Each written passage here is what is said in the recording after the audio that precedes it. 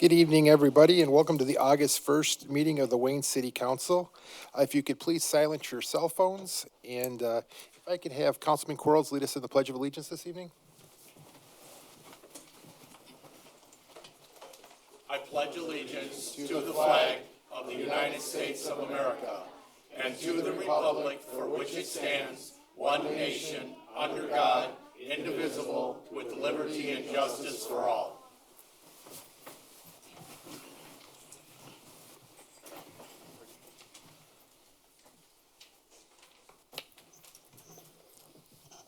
Roll call. Mayor Racy, Here. Mayor Pro Tem Brock, Here. Councilman Dowd, Here. Councilwoman Wass, Here. Councilman Clearman, Here. Councilman Mulholland, Here. Councilman Quarles. Here. Quorum is present. First item on the agenda is for a moment of silence for City of Wayne Local Officer Compensation Commissioner and former Wayne Westland teacher Stephen Beecher.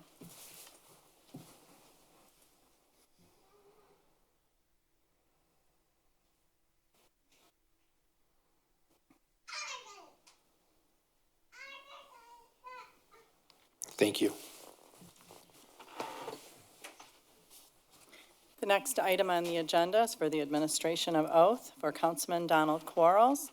And this oath will be given by Roy Watts. So you guys will just want to sit in front of the...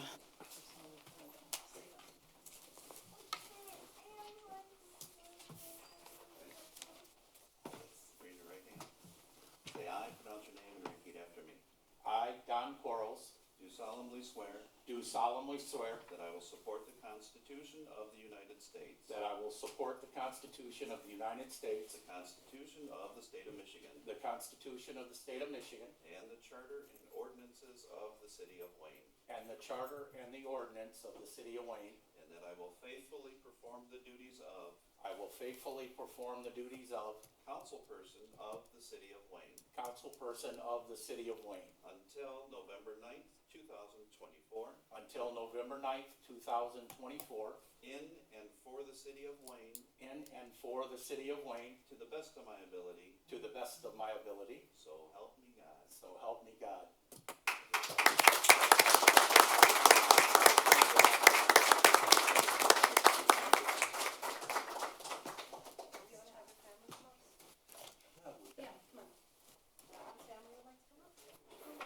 All of my family, come on.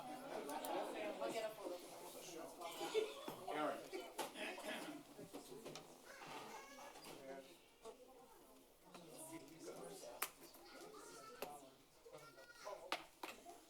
This way.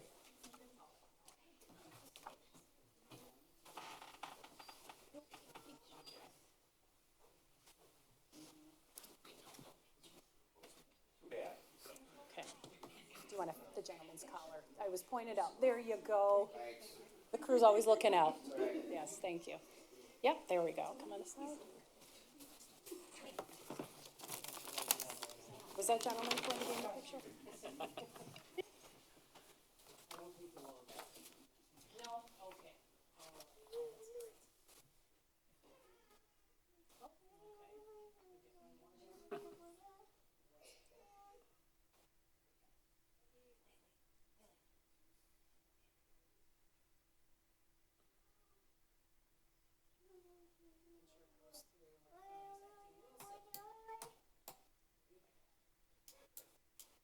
That's the longest picture I've ever had.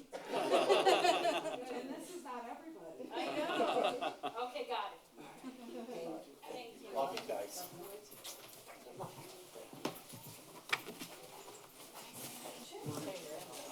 I'm in.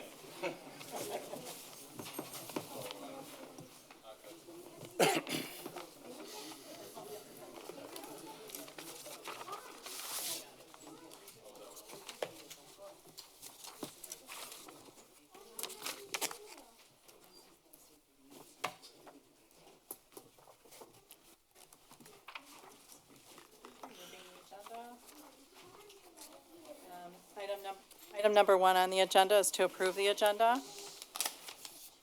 Move to approve, West. Second, Clairman. Any changes? All in favor? Aye. Opposed? Motion carries. Item number 2, city council minutes. 2A, special meeting minutes of July 17th, 2023.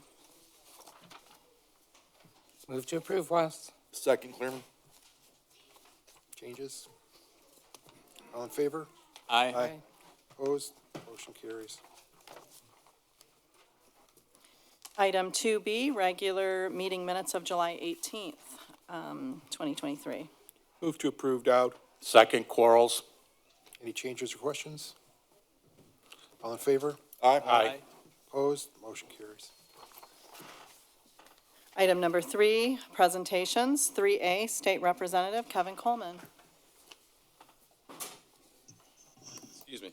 Well, thank you, Mayor, City Council, City Manager, Administration.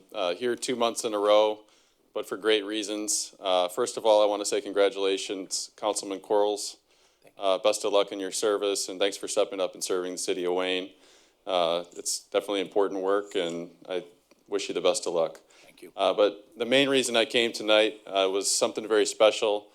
We all know, anybody who knows Tom Porter knows that he's a very special person, great man, very caring, serving person in our community. And what we do as state representatives is we always make sure that we honor people who serve in public office. So I wanted to bring a special tribute for Tom tonight. We know that his service on council was very respected, and he gave it his best. And to serve in public office, you have to make a lot of sacrifices yourself, but also your family. And so I'd like to have Tom, if you could come up. I keep wanting to call him Councilman because he, as long as I've really known him well, he was on City Council and he served as Mayor Pro Tem. But I'm going to read this. I usually don't read the entire tribute, but this is something really special, and I just want to make sure that we, as the state of Michigan, honor you and your service. So I'm going to read this out loud. State of Michigan special tribute to Tom Porter. Let it be known that it is with a strong sense of admiration for all the sacrifices he has made on behalf of the people of Wayne that we salute Tom Porter. His retirement from public office as city councilman marks the end of an era of effectiveness and efficiency in public service. We thank this conscientious individual on occasion with confidence that Wayne will long benefit. In the 8 years since Tom Porter began his responsibilities as city councilman, the people of Wayne appreciated the dedication and belief and his belief in this community's future that have marked all elements of his work.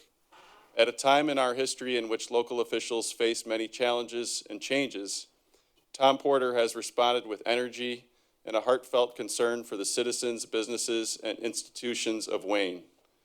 Tom Porter takes with him into retirement many memories of the difficult tasks that fall into him in the city and valuable insights into the complexity of our system of self-government.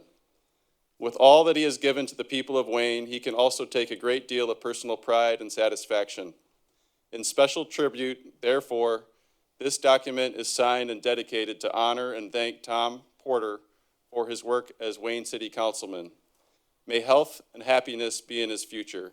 This is signed by myself, Kevin Coleman, State Representative, State Senator Darren Camilleri from the 4th District, Lieutenant Governor Garland Gilchrist II, and Michigan Governor Gretchen Whitmer. So I just want to present this to you, Tom. Thank you so much for your service.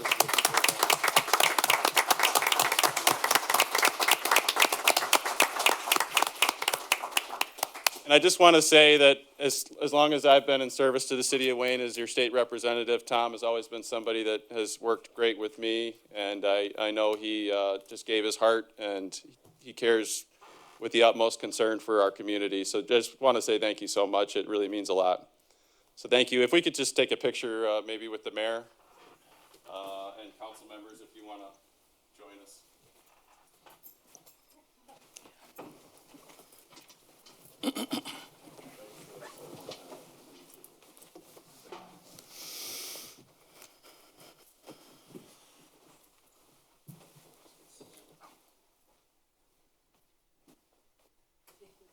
Good job counting out.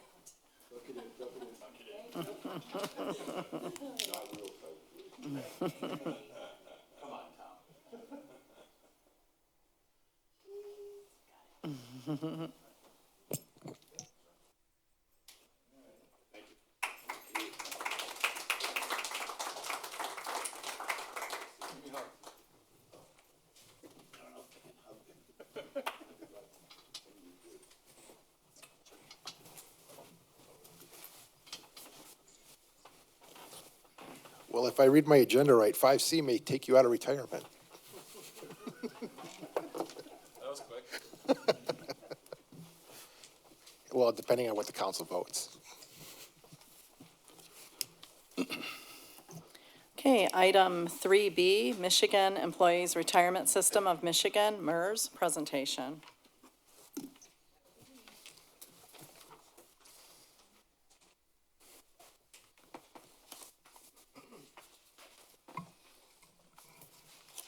Well, good evening. It's fun to be here on a night when you're celebrating things. It's not usually the case when I go to council meetings. Thank you for having me. To introduce myself, I'm Sue Feinberg. I have been with MERS for 19 years, so I have worked with the city of Wayne for quite some time. I manage Southeast Michigan, so I meet with employers, help them with their plans, decisions, review the actuarial valuation, which we're going to go through tonight, and also meet with boards to answer your question. So what I did was put together a very simple, high overview of some of the highlights from the 2022 actuarial valuation. And I also have a copy of the whole valuation if you have questions. Sometimes when we do things like this, it's helpful if you ask questions as we go. If you have, we can make this interactive. I really don't want to just stand up here and present to you. I want you to understand things, so if I say something that doesn't make sense, please don't hesitate to stop me right there and we can talk through it so that we're all on the same page. Does that sound good? Okay.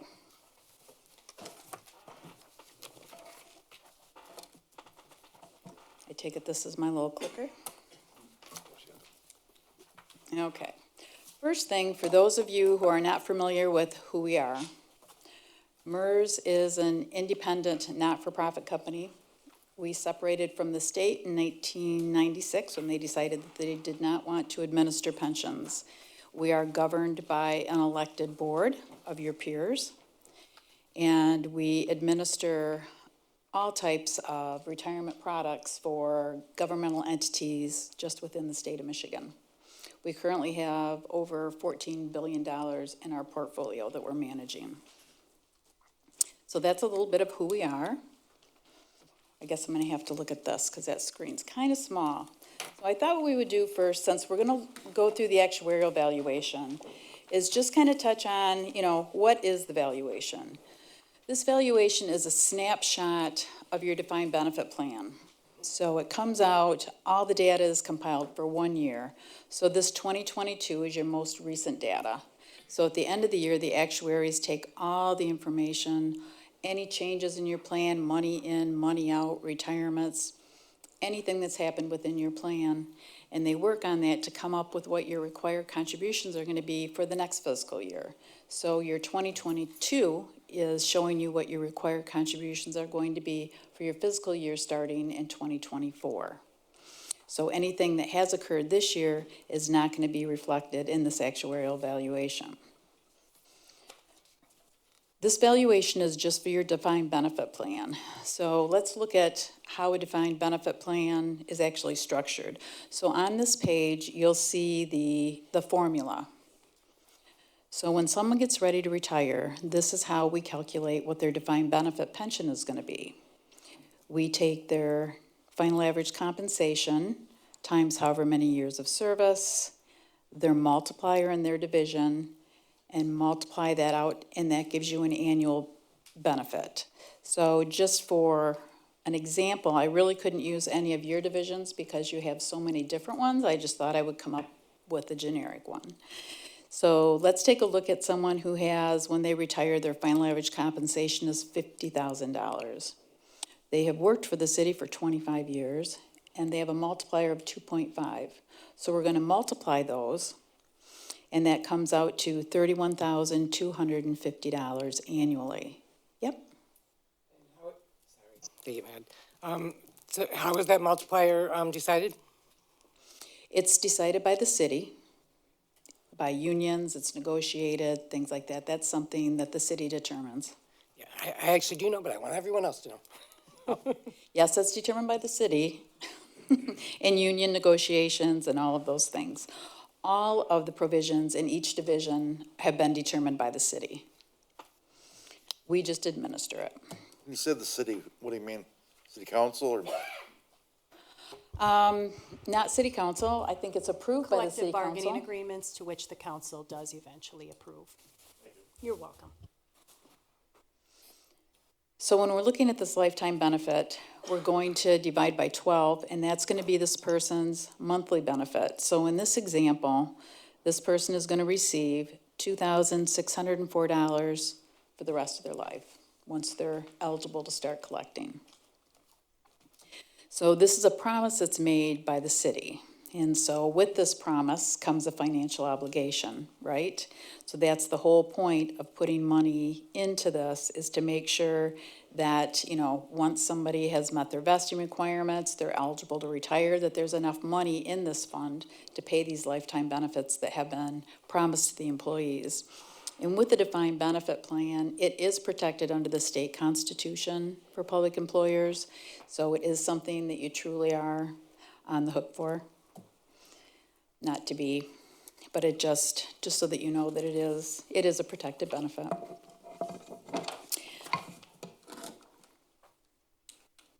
All right, let's take a look at who's in your plan. So this is a breakdown on the next page of a snapshot from, we always compare, so it's going to look at what has occurred from 2021 to 2022. So if we look at this table in your presentation, we look at your active employees. So we see that you actually did hire some employees, because you were at 72 active employees at the end of 2021, 79 at the end of 2022. And we're also showing you what that payroll is for those employees, what the average age is off to the right, and what the average benefit service is. And then we go down to former vested employees. This number stayed the same. Former vested employees are employees who have left the city. They're not eligible to start collecting this benefit yet, but they have met that vesting requirement. So they just go into a vested status. The actuaries know what that liability is, and so they're accounting for that in the actuarial, and you'll see this every year. And then we go down to your retirees and beneficiaries. You added quite a few. You went from 202 to 213 retirees and or their beneficiaries that are collecting in this plan. So the actuaries consider this a very mature plan, because you do have so many people on your payroll versus your active employees. So we come out to a total in the plan of 361 versus 337 from the previous year. So when we're talking about this and we're talking about funding, you know, there's that question of, you know, what's adequate? Well, the whole goal is to have enough assets in the plan to fund this benefit. So you have promised this, so the goal would be to ensure that over time, the assets in this plan are sufficient enough to meet these projected benefit projections that are going to be paid to retirees for the rest of their life. So when the level of plan assets is equal to the expected benefits to be paid, to the paid, which is the plan's liability, the plan's considered fully funded, or 100% funded, in balance, however you want to put it. And that's when those two have balanced out. However, what's the question of unfunded liability? You know, that's one of the bigger questions that gets bounced around, I'm sure, by you and by most people. So what does it mean if your plan's underfunded? It means that you have promised more than really you've set aside assets for. So as you can see in this little example, that the projected benefits is weighing a lot heavier than the assets. So that's how we refer to a plan as being underfunded and creates unfunded liability. Now, with unfunded liability, when we're looking at your plan would give you an aggregate funding level. So overall, the city was funded at 58% as of the end of 2022. You were 60% funded as of the end of 2021. Nobody wants to go backwards, I know. But 2022 was a rough year for investments. We assume that we are going to have a return rate of 7% at the end of the year. 2022 did not turn out that way. We actually wound up with a negative 10.25. That sounds like a lot, but actually we did outperform all of our benchmarks in S&P. So as bad as it could have been, it wasn't as bad. So that's one of the reasons that your funding level went down. Nothing you did, that's something that's out of your control. So with saying that, you know, that loss is going to be smoothed over the next 5 years, and we'll see that in a couple pages. We'll be looking at some projections, and you'll see what the impact of that market loss had on your plan. But in this particular table, we break it down by each individual division, because each individual division is billed differently. So it's based on the provisions in the division, it's based on the demographics of the people in the division. All of those things, the liabilities, the assets that are already in there, go into, you know, coming up with this funded percentage, which you can see off to the far right of each individual division. And then we give you an aggregate for the city. So everyone is not equal in this plan as far as how we're billing you. And we can see that a little bit more in a couple pages when I break down exactly how we bill you. So on the next page, we talk about how we come up with that contribution. There's a lot of assumptions that are built into these numbers going forward, because you have employer contributions going in, you have employee contributions going in, and then you have all these assumptions that the actuaries are using. Are these people vested? You know, what are we projecting that their benefit's going to be when they're ready to collect? Are we projecting that they're going to start collecting at their first eligibility? Are they going to work a little bit longer than that? There's all kinds of assumptions that go into these calculations. So all of those are going in. We've got contributions coming in from two sources. We have all these assumptions, and then we're also assuming that rate of return of 7%. And to break that down, the table on the next page breaks it down into a normal cost and the unfunded liability. So the two components that drill down to make up what we're going to bill you is that normal cost, right? That normal cost for each one of these divisions, how much it's going to cost for every active in that division to accrue one more year of service credit. So what is the cost of that? You send that in on a monthly basis. We send you back a bill and you pay it every month.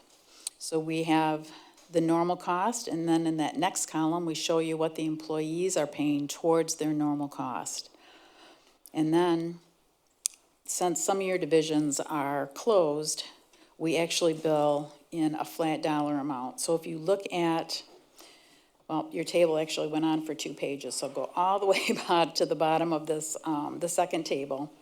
And you can see, if you look at the very, very bottom line, this is the estimated annual contribution that's going to be required from the city starting in your fiscal year of January 1 of 2024. So we're looking at the normal cost of the benefit, and this is after the employees have made their contributions, of $561,252. The next piece that's making up your required contribution is that unfunded liability piece, okay? That piece is over $5.6 million, which is bringing your annual required contribution to the $6.3 million. So as you can see, the biggest challenge for the city is that unfunded liability, that promise that's been made but just hasn't been funded yet. We amortize that piece, so that unfunded liability is paid down like a mortgage payment. It's on a fixed period of time. So you're moving in the right direction, whether you choose to move in that direction or not. Currently, with the 2022, you're on a 15-year amortization for your unfunded liability. And that's going to continue to go down 1 year at a time. So you will be 100% funded, even if you're just making your minimum contributions. It can be frustrating, it can be expensive, but just know that you are moving in the right direction, okay? Any questions on that? Councilman Clareman? What caused these to not be funded? Not that we can fix it in the past, but I want to prevent that from happening in the future. A lot of history created the unfunded liability. We were just chatting about that before we started. When the city came into MERS, they came in 2008, and they were not funded at that time. There was a lot of groups that had retirees only in them that came in with a lot of liability. And so they started out in a very negative place. And as you look at some of these tables going back to 2008 in the back of the valuation, it'll show you those funding levels for each one of the divisions when they came in. And then once they came in, starting on page 78, it breaks any changes that were made within those divisions every year since they came into MERS. And so there were a lot of benefit enhancements made, you know, maybe through collective bargaining and things like that. We didn't used to have the funding policies that we have in place now. And so you could, you know, they could collectively bargain, we're gonna increase the multiplier, we're gonna open up a temporary window, so we're gonna give people an opportunity to retire just a little bit earlier than's been assumed. People use that opportunity, they go through the window, take advantage, it created unfunded liability. Since that time, you know, we have made changes to the funding policy. Currently, the funding policy stands that you have to be at least 80% funded, and any benefit enhancement would have to be paid for up front. So if someone is not 80% funded, they have to make a lump sum payment to bring themselves up to 80. The actuaries run a projection of what the cost of that enhancement is going to be, and that has to be paid up front.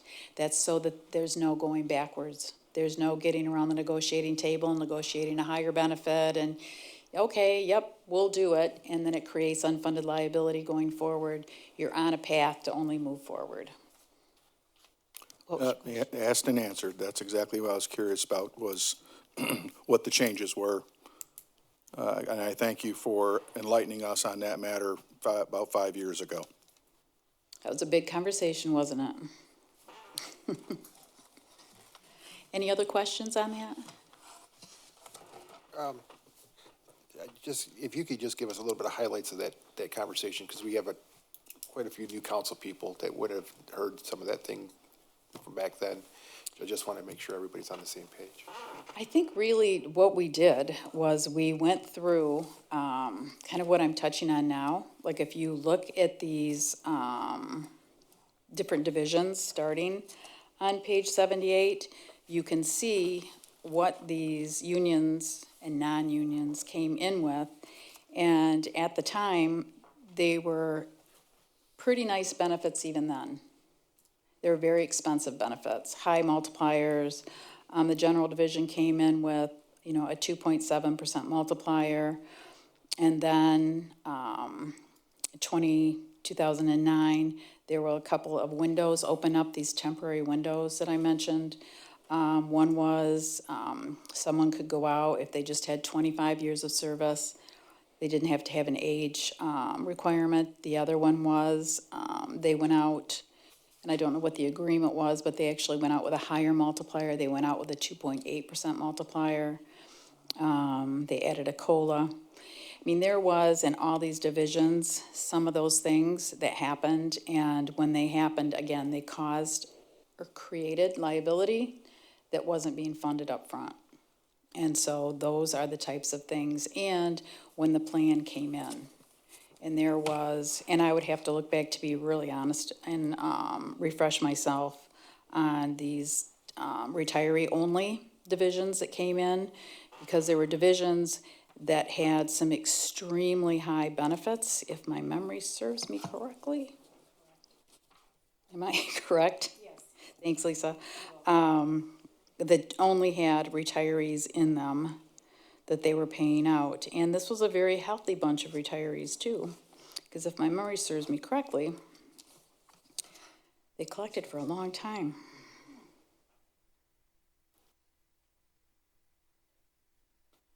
But that's how. When the city came in, they weren't that well funded. And then some changes were made before we made changes to our policies, and there was a little bit more unfunded liability created.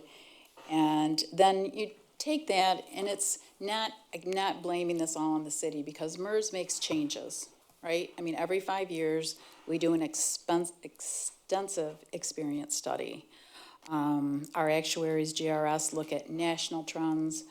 They look at what's going on within the state of Michigan, and then they look at all 850 defined benefit plans within MERS.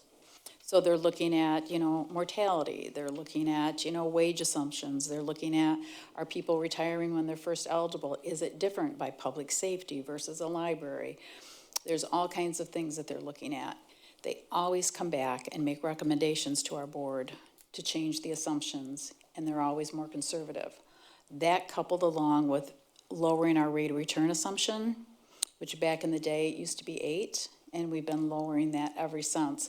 So when we make those adjustments to get in line with the actual experience, because that's the reason that they make these recommendations, is so that we're in line with, what's actually happening, it impacts your plan. You'll see, oh, geez, Sue, why did we go down? We didn't do anything wrong. I mean, we didn't make any changes. We changed our assumptions. We became more conservative. We're now saying, we know that people are going to be living longer. That means that you're going to be paying out checks to these people for a longer time. That's just created some liability in your plan. So some of it, too, is adjustments that we are making. We did make a change to our policy last year. The board adopted a dedicated gains policy. So I'm fairly confident that we will continue to lower our rate of return assumption to a more conservative assumption. It's currently at 7%, and I know that they're comfortable with that 7%. However, they're only going to make changes to it when we have gains. So in 2021, our rate of return at the end of the year was 14.5%. That's great, right? We were assuming we were going to hit 7.35. We're thrilled, right? When we're hitting our marks. So what they did was they actually took some of the gains and they brought down the basis points for the rate of return assumption, which brought us down to 7, which coming from 7.35 to 7 is a pretty substantial jump.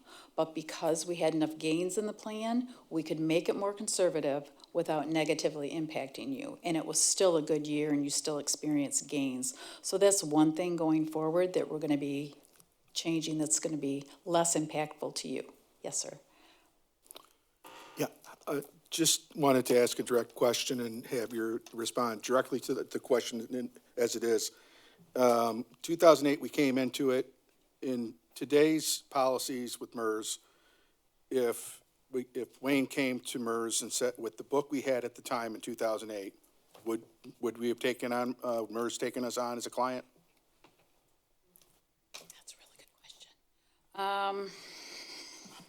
Probably, let me look at what you were, hang on. Yes, we would have. We would have, because of our funding requirements. You have to make those payments. And so coming in, as long as you're making your minimum payments, yes. And especially back in 2008. That adds to it. I mean, we're a small city, and I'm sure you have small cities like us and probably smaller. Mm-hmm. I mean, our MERS payment, as we came to you before, is a large part of our budget. And gratefully, as a group, you did recalculate us and stretched it out, and it worked in our favor. And but I was just curious because I know we talked extensively about this before, and I just was curious to see if what MERS would how they would handle us, and I thank you for that. Yep. Yeah, and to that point, I mean, because you kind of touched on a little bit of it, but when the city came, if I recall the conversation, because I've been on, you've been here quite a few times that I've been up here now. The city, when we first funded, it didn't give all the right information to MERS. And so it was kind of underfunded from the beginning. And so so it just kind of, we were underfunded and it just been snowballing from the beginning. That's how that, You are correct. There was a lot of information that was incorrect. When you came in, I was just on the pension side of it. And I remember many meetings we were just trying to figure out how we were even going to administer your plan. And some of the benefits were very unique. And then there were a lot of things that came up that we did not anticipate. So yes, getting you in was a challenge. okay, thank you. It was Any other questions from council before we move on?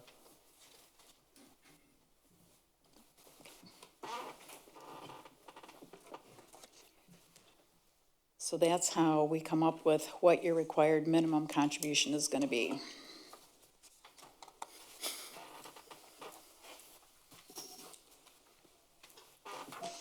So this kind of just touches base back, when we're talking about contributions, just keep in mind that the contributions are being made by both, the city and the employees. And, Michigan state law does require that pension plans are pre-funded. Treasury is very aware of our funding policy. So even though we have some communities that are very poorly funded, they do know that everyone is on track to be 100% funded before long. But that's contributions going in, assets coming in, all of that's moving you in the right direction. So again, I kind of touched on this. How do we know, if things are accurate? It's all based on the actuaries' experience studies, because it's in our board's fiduciary responsibility to make sure that the system is doing what it needs to do and collecting the right amount from everyone. This next table, I think, is a great table. It's one of my favorite tables in the valuation. It gives you a flow of assets. So when we're talking about a lot of assumptions and things like this is a nice way to just look at the flow of assets. So table 5 gives you a 10-year history. And if we go to the bottom of this table, that'll give you 2022. So when we're looking at this and we go across, that first column, that's the minimum required contribution that was required of the city that the city made. That $5,651,224. That next column would be if there was any additional contributions made in 2022. That next column is the employee contributions going into the plan. And then you see the investment income that was recognized for your asset balance, which is that $2,542,805.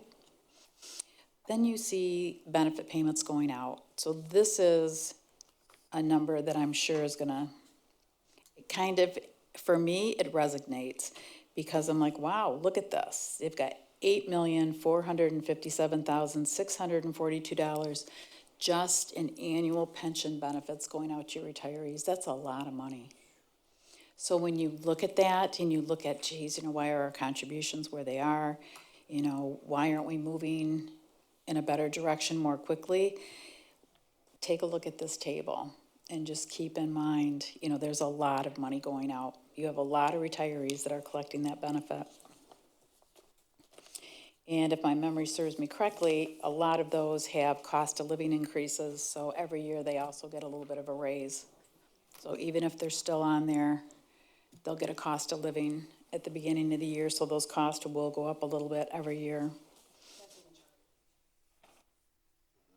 Sorry. Yeah, they put that cost of living in the charter, so we could, Which is great for the retirees. yeah, but it's something that it had to It's be able to just people. so that you know that even if your retirees don't change, you'll see that number go up every year as they're getting that cost of living. Yeah, yes.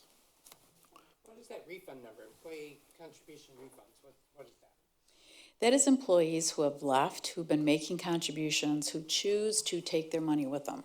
So when you terminate somebody in the system, we reach out to them and say, hey, do you want to take your employee contributions out, which is gonna forfeit any future benefit from the city? Do you want to just defer them? So if they haven't met their vesting requirement yet, and someone leaves and they're like, I'm moving to Colorado. I'm not gonna work for another Michigan municipality. I'm just gonna take my employee contributions with me. That happens a lot when people are not vested. Or if they're not vested, say they're public safety, and they're like, gee, I'm just a couple years from vesting, I'm going to defer this. I'm just gonna leave my employee contributions in there, and I'm going to go down the street to, any community that's MERS. I think Inkster is now. I was trying to think of the closest one I just drove through on the way here. Dearborn is. So they can go there, and then they can meet their vesting requirement through another MERS municipality.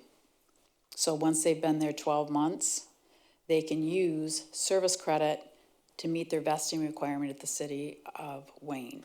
Now, it doesn't increase their benefit, you know, so if they were only here 5 years, but they meet the vesting requirement through MERS to MERS service, when they're eligible, they can start collecting, but it's only gonna be for the time that they actually worked here. So that's what that column is for. That's money going out that employees are taking with them. And then when they take that money, it's not a bad thing for the city because then, you know, that liability is completely gone. And I want to clarify, when I said something about the charter, we can't change what we already have for retirees. That's something that would have to be changed for the future. That's the only thing that we can't, but you cannot go back and change what we've already done for retirees. Now, I do have a question with your funded percentage, because we just got, we're going to get some money towards getting this to 60%. So these numbers will come down then slightly from what these are here?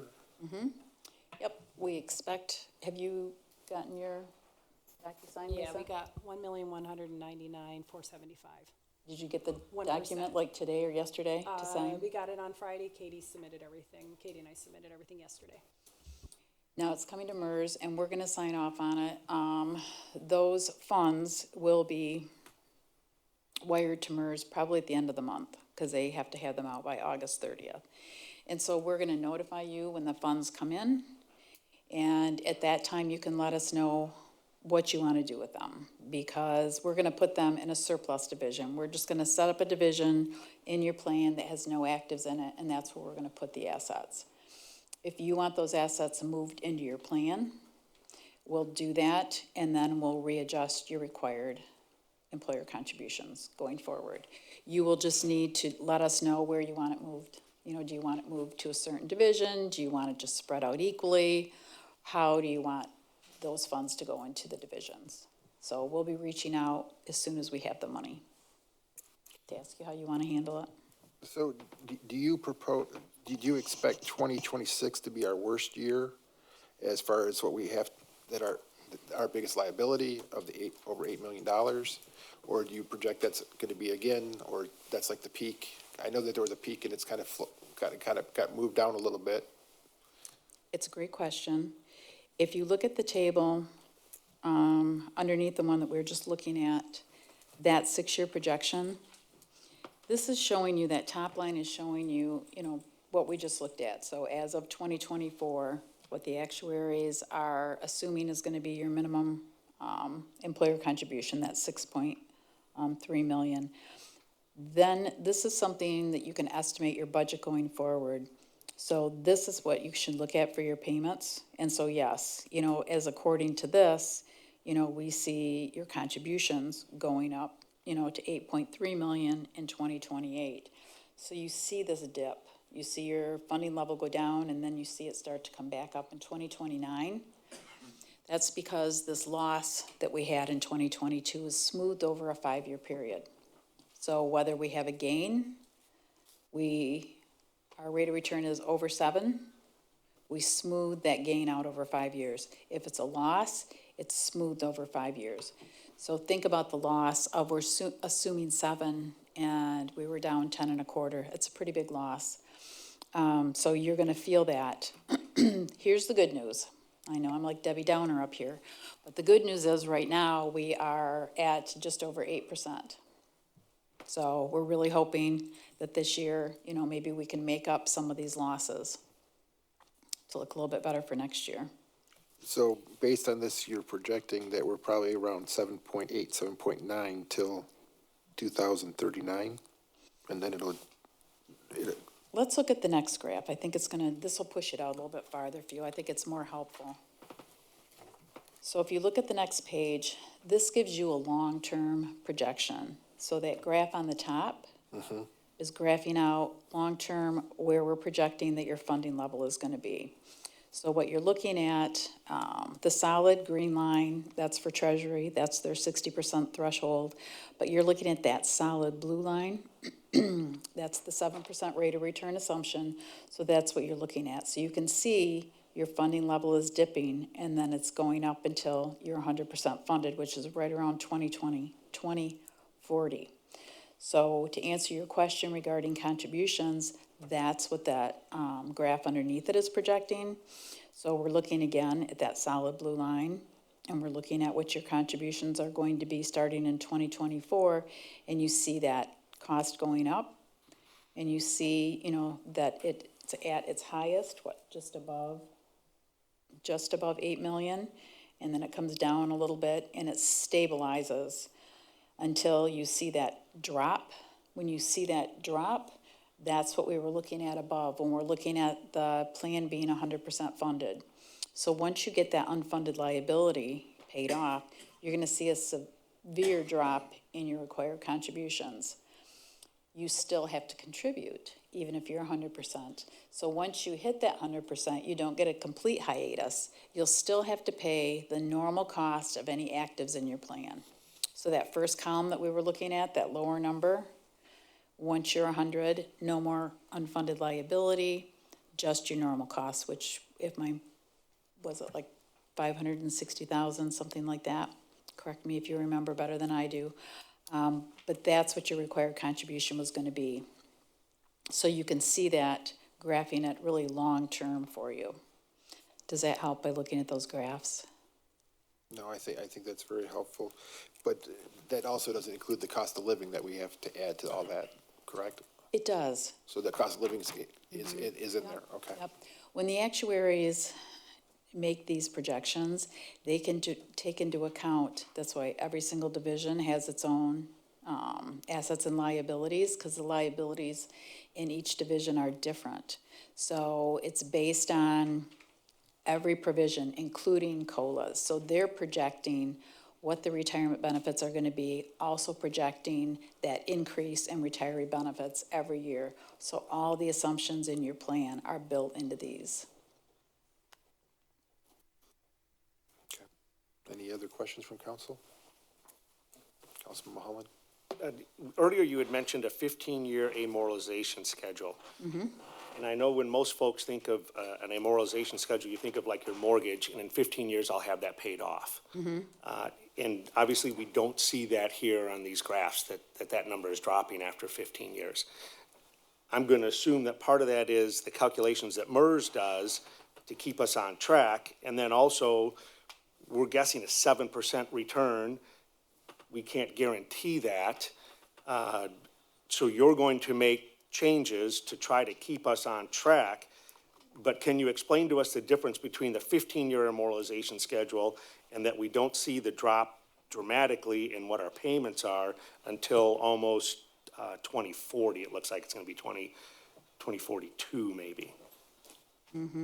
Yep, that is a great question. And I'm going to believe that it's because the cost of your plan is still so great, because these are such expensive provisions. It costs a lot just for these employees. And with these employees, every year gets more expensive because every year the liability is greater. So the longer they're in the plan, the more expensive it's gonna be. So when you have provisions like this, that cost is gonna continue to go up for you on your employee contributions too, just because every year that they earn another service credit, and they have, they're gonna be collecting an even bigger pension, and with such nice benefits in the plan, it is an expensive piece, and so you're gonna be paying that. And that is primarily from the retirees in divisions that are now closed, that don't offer those, I know the term in the past was kind of Cadillac benefits, we don't have open divisions with employees in those. Those are the retiree divisions that are, and I want to also make the point that retirees are not the enemy here. The retirees are the people that got the city to where we are today, and they're the ones that come into work every day and will be retirees in the future. But if I remember correctly, I think some of the most generous plans that we have are plans that are closed now, that the active employees that we have are actually getting much more modest benefits. But coupled with the fact that retirees are living longer, you get better benefits, you use those benefits, it helps contribute to a longer lifestyle. But I just want to make sure that no one is under the assumption that in 15 years, if we keep making the payment that you give us over here on the flow of valuation assets, that is not going to get us 100% funded and get us to where we wanted to be in 15 years. And something to really muddy the water, when there's a liability, it starts its own track. So we have layered amortization. So like your original amortization of your unfunded liability is at 15. But the liability that was created for this year's loss has its own track. So it starts at 15. So you've also got that. So when I say that overall, in a lot of plans you do see that, but I think in yours it's a little bit more pronounced because of the plan and the liabilities that are in there. But you do see a layering. And so there's some tables in the valuation. And again, they're about as clear as, but you'll see like every year, and you can see whether for every single division, whether it's a gain or a loss, and it starts its own track. So each one of those, so if it was 2 years ago, there was a loss, that started at 15, now it's at 13. So it starts its own track. So anytime there's a gain or a loss, it's on its own trajectory to get down to zero. Your biggest piece of unfunded liability is the one that has been going down and now is at 15. But there are other ones sprinkled in there too. And if I could ask one more question. With this, and I won't call it a windfall, with this 1.1 million and some change that we're going to get, is it best to use that as a payment toward what we owe? I see some of your other schedules here will show with a surplus, to keep it as a surplus. Mm-hmm. Do you have advice on, because I'm sure the knee-jerk reaction is let's just put that toward our payment and let's lower our payment for the year. Does it strategically make the most sense to put that in surplus and keep that in surplus and use that over the years to kind of temper our payments? It does. If you don't need the payment relief, I would advise leaving it in the surplus division. And here's the difference. With the surplus division, I mean, we're setting these up for the grant money, but we started setting these up a few years ago for our employers who were making additional contributions and they weren't moving ahead as quickly as they wanted to. They're like, we're making these big contributions. Doesn't seem like we're moving the needle as quickly as we should be. And what the actuaries do is they actually, if you make an additional contribution by the laws that govern them and the rules, they look at that as an additional contribution. Like, oh, City of Wayne overpaid this year, so they're gonna give you a credit, like you overpaid, which is gonna reduce by some your required contribution going forward. So you don't get that full credit, right? Because the actuaries are giving you credit on your, required contributions. Now, some municipalities need that. They wanted it. You know, we need to try and lower our cost, so we want to use this. We want our cost to come down. Others said, We want to fund our plan more quickly. We don't want the actuaries to reduce our contribution because we made an additional contribution along with our required. And so we set up these surplus divisions. What a surplus division does is it's money sitting in there that is invested in the total market fund with all the rest of your money. But at the end of the year, the actuaries, when they're calculating what your required contribution is gonna be, they don't include that money. They include it in your overall funding level, but they don't include it when they're calculating your contributions. So what you'll see is you will see a difference in that first table that tells you what your funding level is. So it might say, you know, oh, we're 65% funded. But then when you look at the table that gives you your required contributions for the next 5 years, that would say, we're only 61% funded. They're billing you as though you're 61, you're actually 65. It really does move the needle.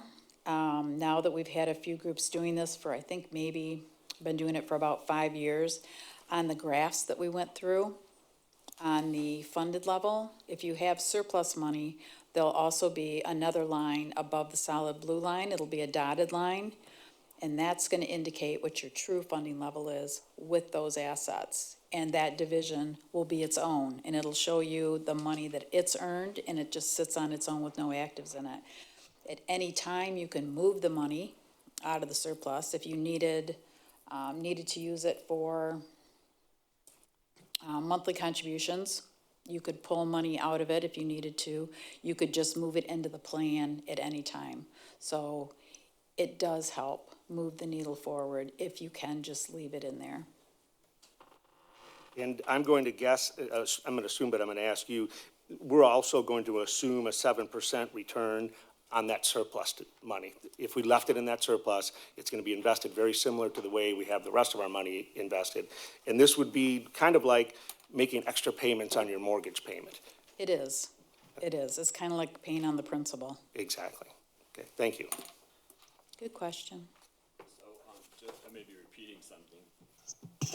may be repeating something, but we have a set of divisions here, and apparently some of them have larger numbers than the others that we have to pay into. So it's possible to take some of the money that you were talking about here, this surplus, and apply it to different divisions for that year, perhaps? Yes. Okay, and the second question is, the surplus is also invested, so the assumption is a 7% return, but it's also possibly subject to loss of value, or is it protected? Nope, it's in the total market fund with all the defined benefit assets. Thank you very much. So I have a question for the city manager. Is there any requirements for us? I thought that we have to be 60%. So does this say that we're 60% even though if we decided to do something like what you're talking about? Does that still keep us at 60%, or are we under that 60% from how you were talking? It's for the snapshot in time that Treasury took that money, so yeah. So it doesn't make any difference. it doesn't, so You're getting the money, period. but they're not, I thought that the caveat was that we had to be at 60%, but we don't have to be at 60%. It's just that snapshot that's saying that you're. When they did the snapshot, that was the amount that brought you up to 20, or up to 60%. Okay. And I think that was based off, Lisa, did they use your 2021? Lisa? Did they use your 2021 or your 2020? Because it. 2021. Yeah, And that's unfortunate because 2020 was our judgment call year. yeah. So we were at 59% when the actuaries, based on that 2021. And it Valuations. was unfortunate that they used that year because that was such a good investment year. We'd really hoped that they would take into account knowing that 2022 was not going to be as stellar, but. If I can.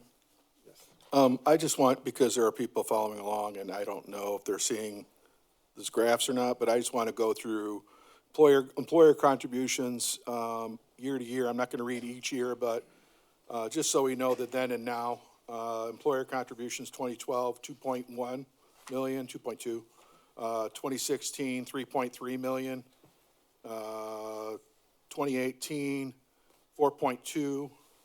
And I know this is when we started talking, because we looked and we saw that it was we're going uphill, and in a battle where our costs are, we can't control a lot of costs. MERS was one of those instances. So really, in a matter of less than 10 years, it doubled. And so 2021, or so 2021, so 2020 was 5.4 million, and 2022 is 5.6, without the math revising with 1.1 coming from the state. And then, I'm just gonna, I think you have, so just so the people at home know, so what then goes from there is 2024, it's still at 6 million with an estimation. 2029, it's 8 million. And if I'm reading that right, that's just so the people following along at home and everybody in the audience that can't see what's going on, that an accurate assessment of our contributions, what we have to come up with? Yes, that's what the actuaries are estimating. In 2029, your contribution is going to be $7,650,000. So 8 million on a budget of 17, 18, 19? Katie, I know you're gonna nod your head, because I love numbers just like you do. That's half. To me, the math doesn't work for a small community like us, literally looking at in a situation where within, $1 million or $500,000, it's gonna be half our budget. That's hard to swallow. And I'm doesn't know anything towards the retirees. This is something that's been going on for quite a while. It's magic, money magic, I call it, because you contribute, you get the earnings, you get the reward, which is what was designed for. But I just wanted to recap real quickly, so everybody at home watching on TV know what we're talking about. It's a heavy number.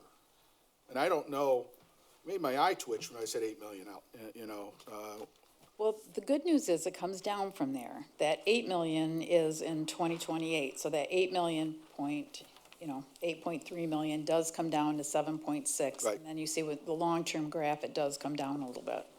Hopefully, cross your fingers, that we can make up some of the ground we lost with that loss for next year. I just don't think we have anything a line item budgeted for $7.6 million in our whole budget. There is not one specific line that has that many dollars to it. MERS is our biggest player, other than our payroll. Thank you. Purely just for the people in the audience and people following along at home on TV. Thank you. It's a lot of money. Yes, Councilman. Looking back to page 4, looks like we've got 213 retirees. The average age there is 68. So in 2040, the average age is going to be 85. So the average retiree will probably be dead by that point. Our active employees, average age is 42, so they'll be retiring right around the same time. As the numbers drop off. Is there anything we could do to get this down before the average retiree is dead? It doesn't seem like the best strategy to die off. When people do leave your plan, the liability's gone. So you do have, that's where your plan is heavy right now, is you've got so much going out in retiree benefits. As that changes, the plan is gonna look different. I just wanna tread really lightly. With the average age of your retirees only being 68, they're gonna be collecting for a while. All of us, thank goodness, are living longer. So the retirees are gonna be on the plan and they are gonna be collecting for quite some time. That's actually pretty young for as many retirees as you have. That probably didn't answer your question, did it? I'm just trying to be clear. It looks like we finally go down as far as how much we owe, right around the same time that most of those people are going to die off. Not trying to be morbid here, but At the end of the day, that's when the liabilities fall off the plan. When people do pass, that benefit's no longer being paid out. thank you. Mayor, I City can add to manager. that through the chair. Councilman, just so you're aware, and in 2016, I have to thank the employees because they actually took a hit on their multiplier. We only have one division that's at 2.8 right now, and they're the last to have a 2.8 multiplier, and that's what most had when they retired out there in this system. Most of our employees are at a 2.25. And then any directors coming in past 2016 who were not already here and not, already in the system, are getting a 1.5 multiplier. So over time, that's going to help with lowering our payments down the road. But there's nothing we can do to lower the fact that a lot of the retirees pre-2016 left with a 2.8 multiplier. All right, so our long-term strategy isn't just fewer employees, but also a lower multiplier? Yeah, Sounds good. yeah. So that's where we're at since 2016. Thank you. Yeah, you're welcome. I hope that does help. Any other council questions? Go ahead. Anything else? The last page that I put in here just gives you an idea of trends that we've seen over the past few years of what changes people have made to their plan. But keep in mind, you can't diminish a pension benefit that's already been promised. So to your point, what someone said earlier about the retirees, you cannot change that retiree benefit. When they retire out or when they leave the city, that benefit is locked in. Any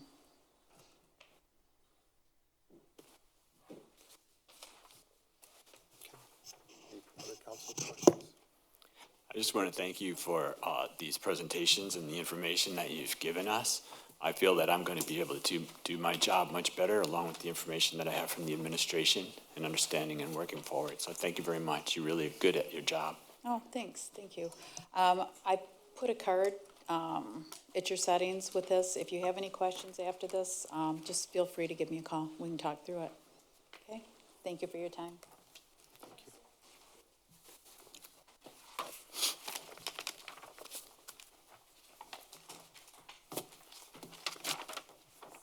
Item, are you ready to move? Yes, on the agenda. Item 3C, the Wayne Historical Commission.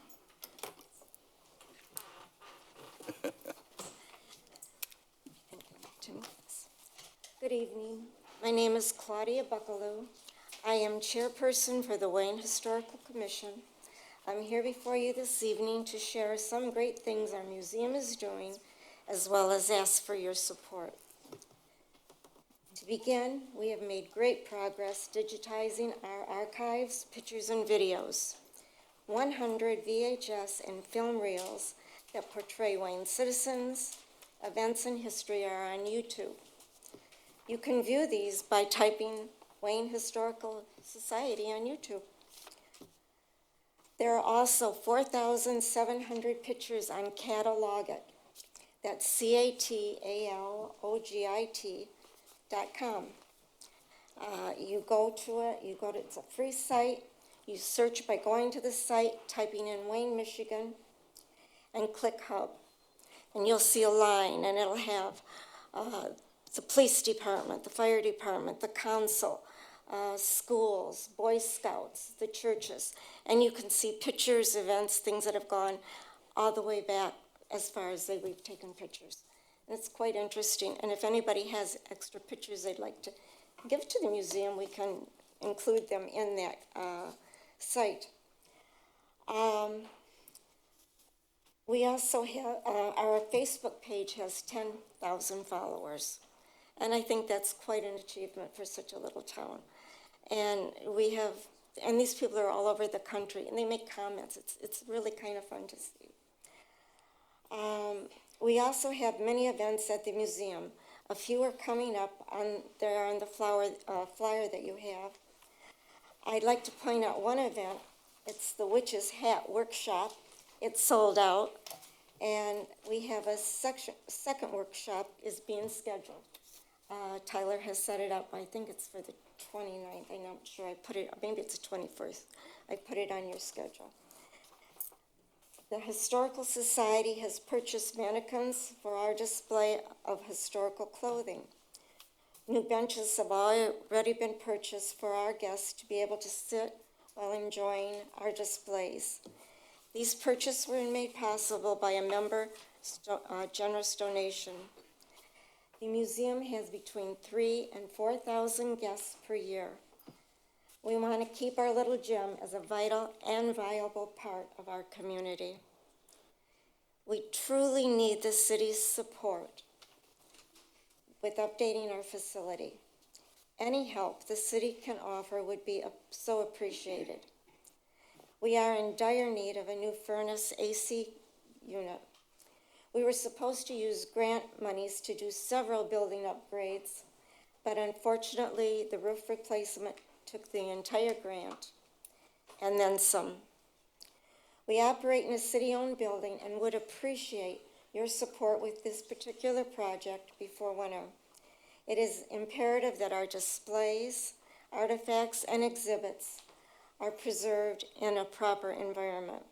Too cold, too hot, too humid, too dry can adversely affect these artifacts. I have two add-ons to make though.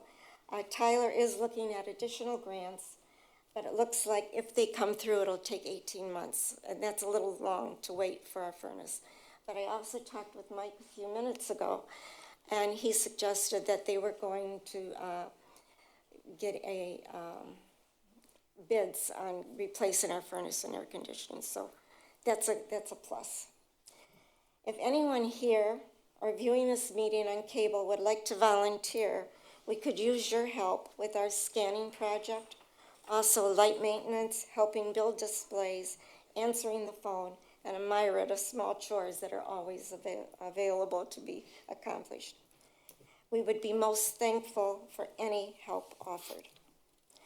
I appreciate the opportunity to share some more information regarding our museum at a next meeting.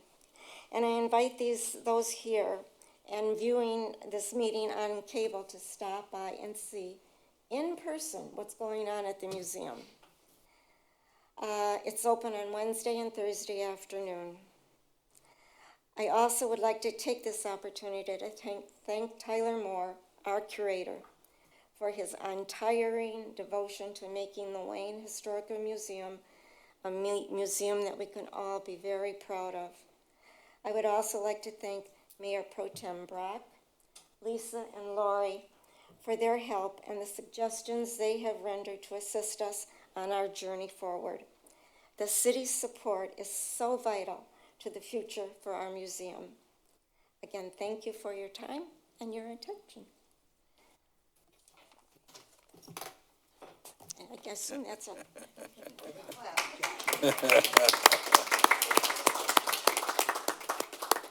Yeah, it's been amazing, all the work that has been done over there.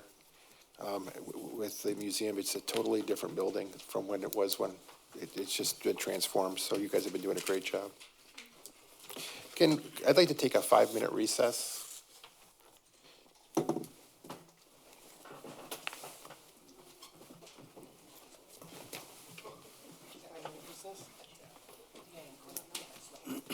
Hey, go say hi to Mr. Buckle.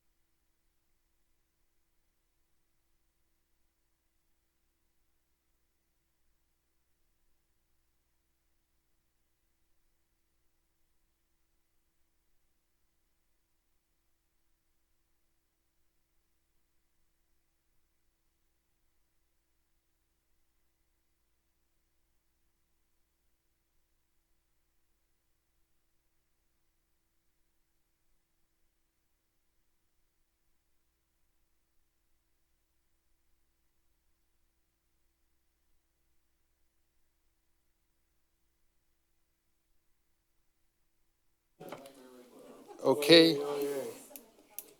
8:22. Back in session. Go ahead and move the agenda, please. We are to public questions regarding items on the agenda. Public comment is conducted in accordance with local, state, and federal laws. Each public comment is limited to 3 minutes, which will begin when the speaker approaches the podium unless modified by a majority vote of the city council.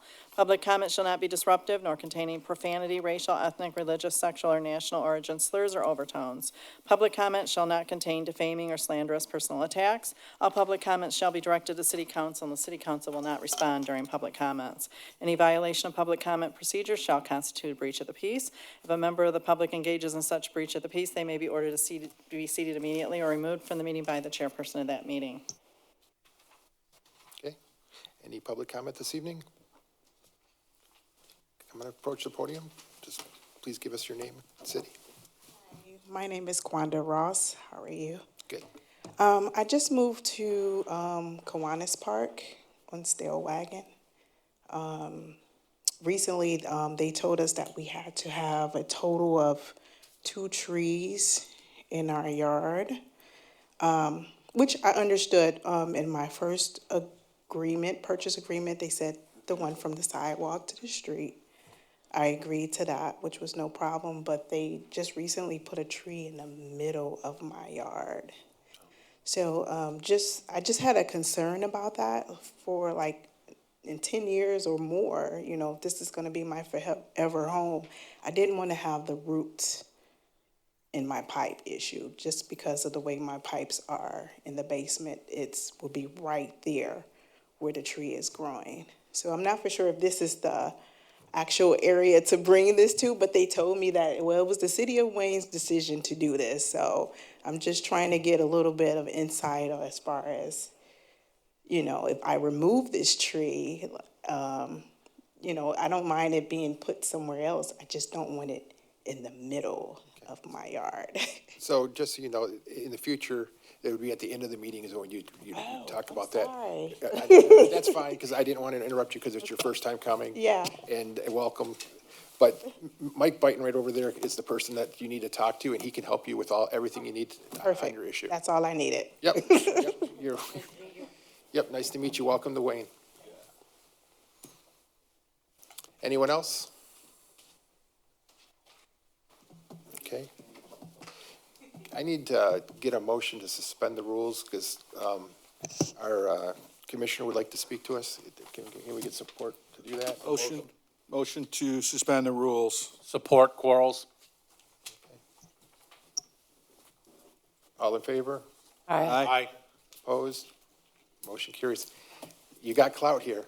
Thank you, Mayor. I enjoy seeing so many familiar faces and friends here in this room, and you all know I feel at home. I'm just here to bring greeting from the county. It's a busy season. We're working on the budget. The budget in Wayne County, it's very tough situation. We have 15 districts. Every district have a certain need, and sometimes we have emergency in certain situation. But as working with the city manager, Lisa, and the mayor pro tem, all of you know me. Don't hesitate to call if you have any certain issue. But so far, we're working on a few issues with the city manager, with the county. Some of them already in progress going through the regular department of the economic development and the budget area. Some of them still working on it, the city manager working on it in the process. But I do feel the city of Wayne have a good relationship with the county, and past we did a lot of things a little bit at a time. The season, it's very tough season because the county road have a lot of orange barrel now, the state and even the federal. That is a good sign, people get upset because highway narrow to one lane and stuff, but it's short-term difficult traffic, but in a year or two, we're gonna have a long-term a good road. So I'd be glad to answer if anybody have any question concerning the county and the city. If not, I'm phone away from you, all of you. I always have an open door policy. Good to hear from you. I'll just say out loud, if you have any extra ARPA money laying around, we could use some. Well, you know, I'm never too shameful to beg for money from the state and the county.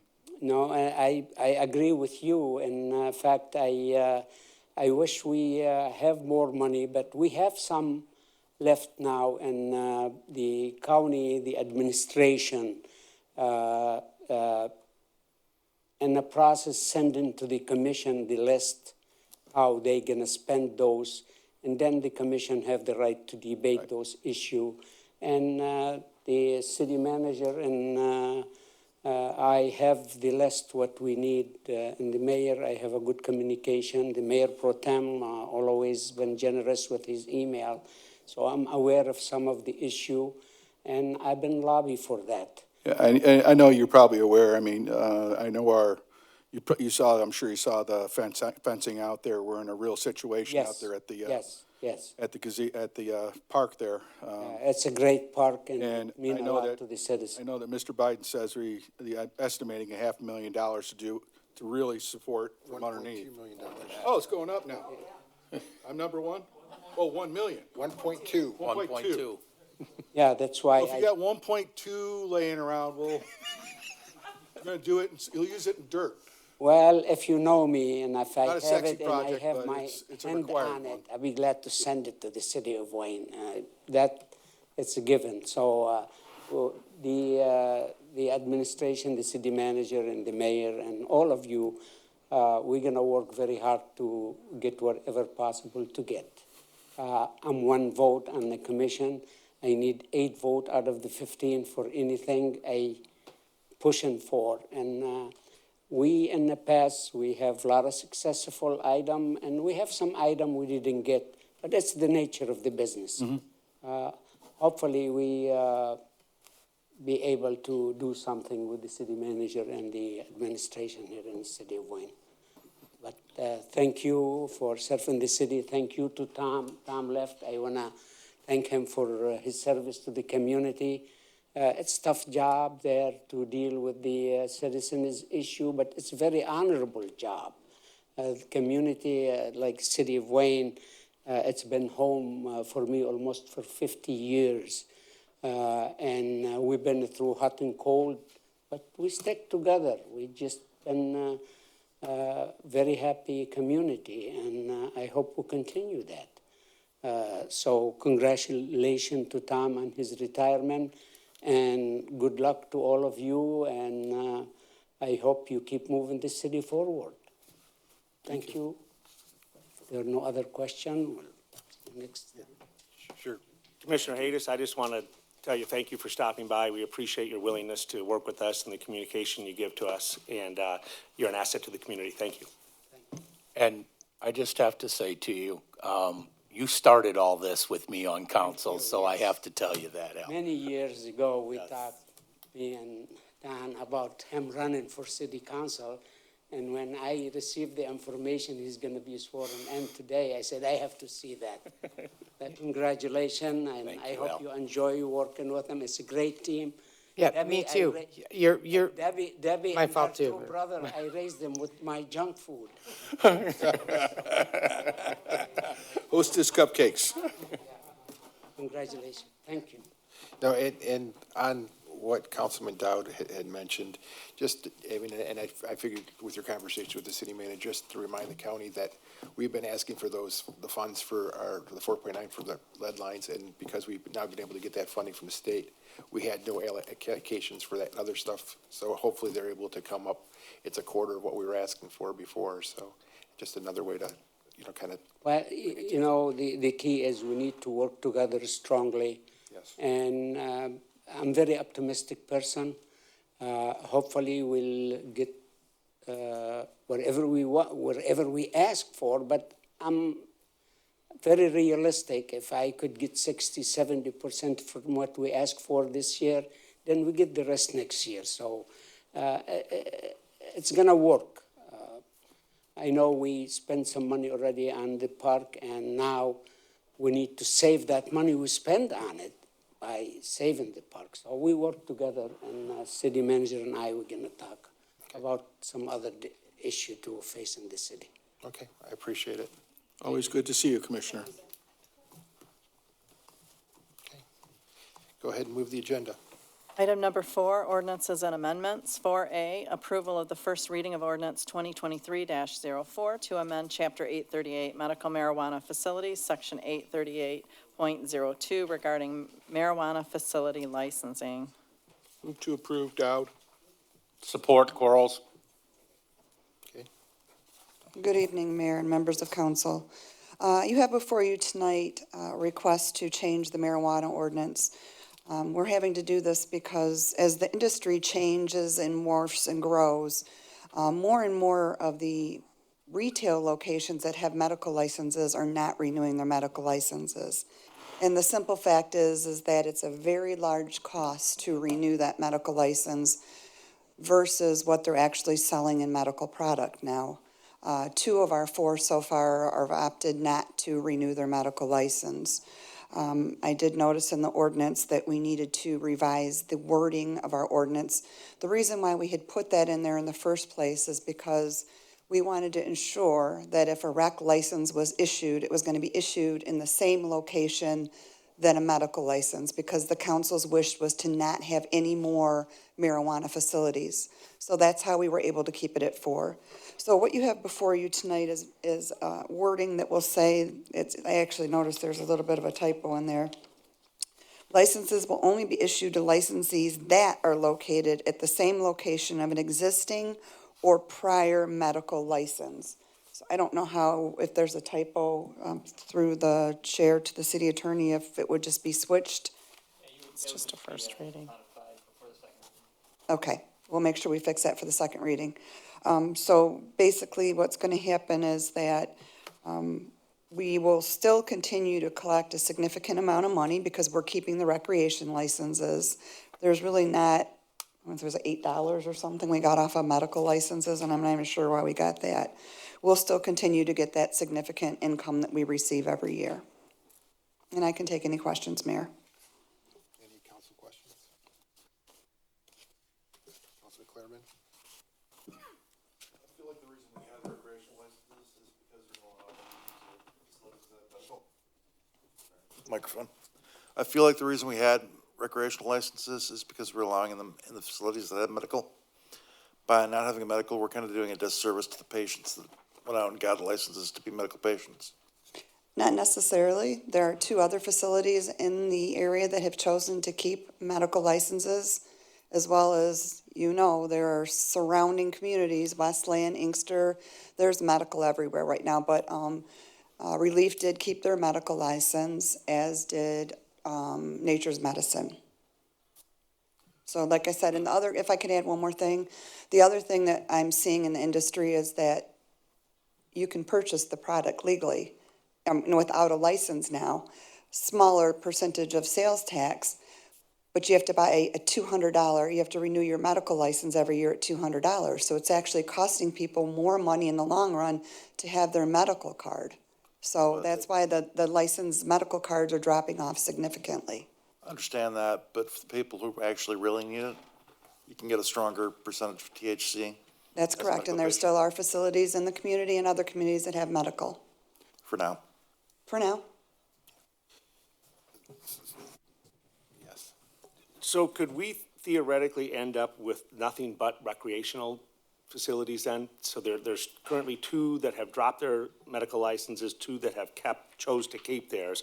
Right. This would allow the existing 2 to go ahead and drop their medicals, and then we would have nothing but recreational in the entire city. That's possible, yes. Thank you. You're welcome. So, Lori, if the council voted to not pass this, what, they would just have to continue to have a medical license? I'm just asking the question, because. Well, the two of them, their license expired, so they'd have to spend the money, reapply and get their medical license, but they wouldn't be carrying medical product. So they'd get their license, but you can't force them to carry the product. You can say they have to have a medical license to sell medical, but they probably won't stock medical in the store. So, I mean, 6 of one, half a dozen the other. The medical and the rec, yes, some of the medical is stronger, but it's the same people going in to get their product as if you stand at one of the facilities or watch who's coming in and out. You have a lot of seniors that go in and out. You have a lot of young people that go in and out. You have a lot of veterans that go in and out. So I don't know if they're buying medical or they're buying recreational, but certainly, in my opinion, my main concern, and whether we get rid of one or the other, is the fact that we're going to continue to capture $207,000 a year in extra revenue through those medical centers. So, if I may, Mayor? Yes. So what this change in language does is it helps to make sure we don't have a medical marijuana place try to apply and operate in the city outside of the 4 that we have now. Well, we don't have any licenses left. That's So what I'm saying. essentially, we won't have any more marijuana facilities, just the 4. That's going to stay the Just want to make same. sure for everybody at home Yes, they sir. know. Yes, that will stay the same. This proactive language still keeps us with 4 And locations. to the people who oppose marijuana, and we know we've had that up at this chambers, you're actually taking the amount of marijuana out of the city that we normally have. So, I mean, you think about it. They complain when we added rec, now we're gonna complain when we're taking away medical. It doesn't make sense. Yeah, to me, I like that we have some great locations in our city, I feel. And to me, they really do an exceptional job to reinvest in the product and to make it a positive perception within the city. I personally am for them having both licenses. I don't care if they have, $10 of the product on it. They're the ones that are running their business. I just want us to have the right thing to make sure we're maintaining our footprint. And I'll be honest with you, our stores are gonna be in trouble when Westland opens and the other Inkster stores open. Our stores' sales are gonna start to go down. So if we were to require them to carry both medical and rec, that's a huge investment. And I'd hate to see us sitting with vacant storefronts because they've been run out of the market because they've had to spend money on product that isn't getting purchased. And that's the other thing. I've spoken to 3 of our medical/rec facilities, and the amount and the decrease, and even if you look at the state of Michigan's website, you can look on LARA under the cannabis regulation section, the difference between rec sales and medical sales is unbelievable this year. So essentially, this is kind of protecting the ones that choose not to renew their medical to ensure that at least they're going to be able to invest in their recreational still. Thank you. You're welcome. Yes. This doesn't affect at all the locations in the city that are grow operations, that are growing, and I believe those are for medical purposes. We have some sprinkled throughout the city that are growing for medical reasons, I believe. And this does not affect those licenses. That's a great question. No, that's a good question. Yep, that's a really good, that's a great question, Councilman. So the people that are currently growing medical in our city are primary caregivers. Our 2 licensed facilities that are gonna fall under this are not open yet. They're still doing their build-outs. So the primary caregivers are your neighbor that's growing at home. We have no jurisdiction over, at home especially, we have no jurisdiction over that. And this would not affect, because those people who are growing in our city are growing medical only. They're not growing rec, because they have patients. That was a good question. I appreciate the clarification. Yeah, no problem. Yes. Just to clarify, you said that $207,000 that came from recreational sales? Yes. Okay. Can I just share some numbers really quick? Please. The first year in 2019, we got 112,000. And this will just show you that people are going from medical to rec. In 2020, 132,320. And last year, we got $207,364. So each year, our return is getting higher because the sales are getting higher. No pun intended.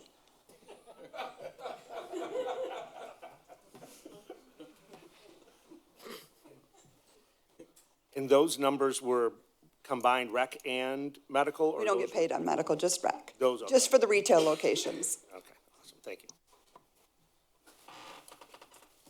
Any other questions?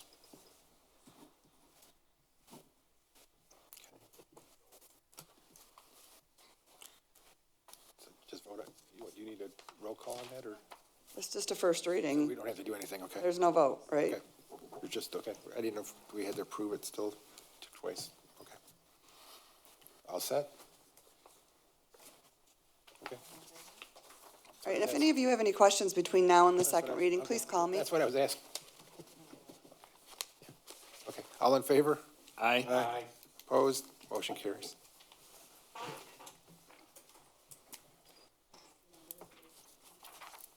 Okay, item 4B, approval of the first reading of ordinance 2023-05 to repeal Chapter 258, unemployment compensation system.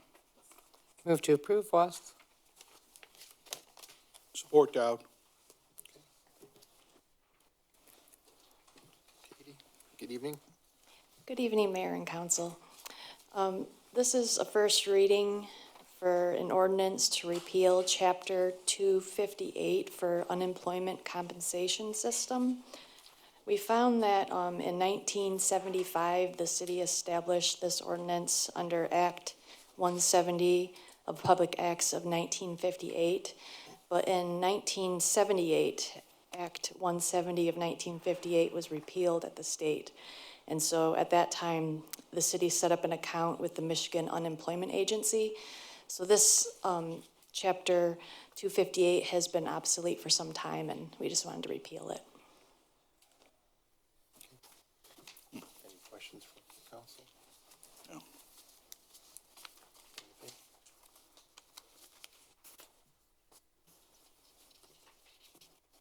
Any questions? All in favor? Aye. Aye. Opposed? Motion carries. Item 4C, approval of the first reading of ordinance 2023-06 to repeal Chapter 256.01, residency requirement for full-time appointed officers.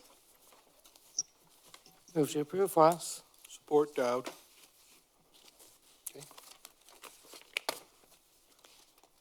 This is the first reading for the ordinance to repeal Chapter 256.01, residency requirement for full-time appointed officers. When I brought the unemployment ordinance to the attorney's office for their opinion on that, they also pointed out that this was obsolete because of state law as well, so that's why we brought it. Okay. Any questions from council? Yes. Katie, how did this, I thought this would have been a personnel issue. How did this end up going through finance? I brought the unemployment question to the city attorney, and they pointed out this one too. So I did the memos for both of them to get them done. Okay.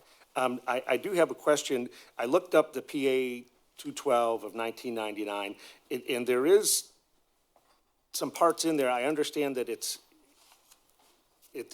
in some form has been repealed, but the city still has if we chose, we could still have some requirements in here. Let's say our requirement was you have to live within 20 miles of the border of the city of Wayne. There are still some stipulations that we could put that legally meet the requirements without having to do away with this. Is there a benefit to us to keep this on the books so that in the future, if we wanted to do that, that we would be able to put those kind of additional requirements on there? We can't have a residency requirement, but we could have a requirement that says, if you're going to be one of the people that you had listed on here, that in order to hold that position, you had to live within 20 miles of the city of Wayne. Okay, city attorney. Thank you through the chair.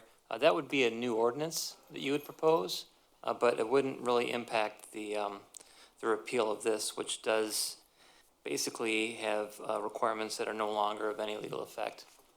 So if you wanted to propose that, then that would be a new ordinance. We wouldn't just use it under this ordinance and change the wording. No, it'd be a new ordinance.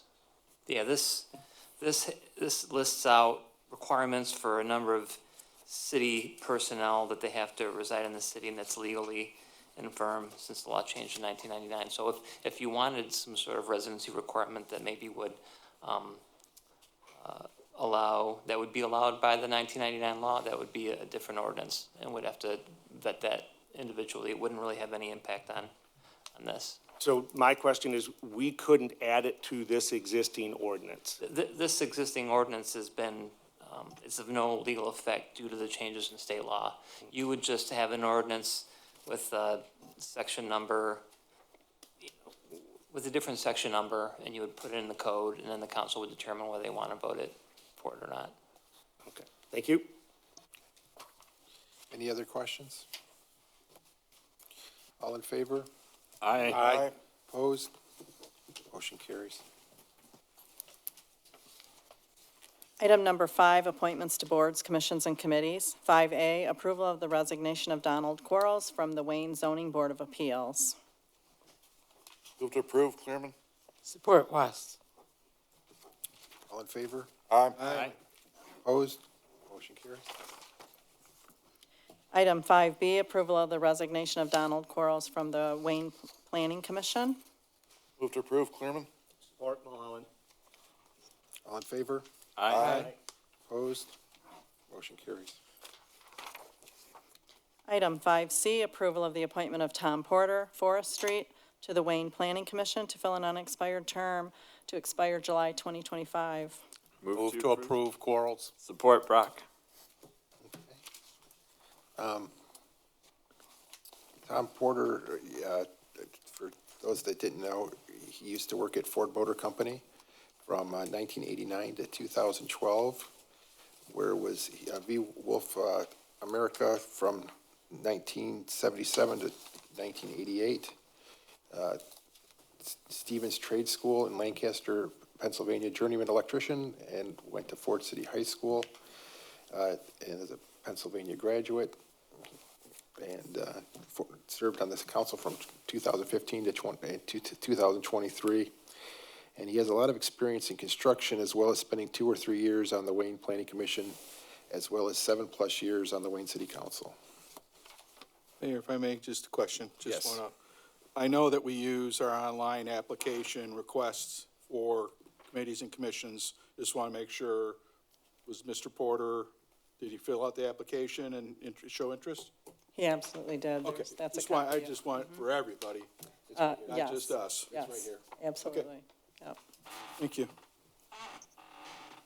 No, I was glad to see that Tom was interested in still participating in something in the city. So, all in favor? Aye. Opposed? Motion carries. Out of retirement. Item 5D, approval of the reappointment of Merle Baum of Meadow Lawn to the Planning Commission for a 3-year term to expire July 2026. Motion to approve. Support Dowd. Questions? All in favor? Aye. Opposed? Motion carries. Item 5E, approval of the reappointment of Rabi Darwich of Annapolis to the Move to Planning approve, Dowd. Commission. Second, Clearman. All in favor? Aye. Aye. Opposed? Motion carries. Item 6, communications and reports. This is a receive and file. Investment report, quarter ending June 30, 2023. Receive and file. And item number 7, general items. 7A, approval of the proposed city manager evaluation form. Move to approve Dowd. Support Quarles. Okay. Council, any conversation or? I have an item. I have two. I don't understand in the first part why we're using this form as we, from ICMA, as we already pay the Michigan MML for services like this. Now, regarding the form, I'd just like to say this about it. If we vote to hold this review, and I'm against that, I feel it needs to be delayed. First of all, it's not fair to the city manager to do this concurrently with the contract renewal. It just doesn't look right, and the timing is bad. It's also not fair to the council. The form says to review the city manager for a year, and we have 2 council persons who haven't served a year yet, and one who just came on board 2 weeks ago. So I also want to bring it to everyone's attention that this form, by the way, is not a standalone form. It comes with specific instructions that are not on this form, but that reference the form, that state the process necessary to gather the information that would enable a council person to fill it out in a meaningful fashion takes 2 to 4 months. We are being asked to do this in 8 days.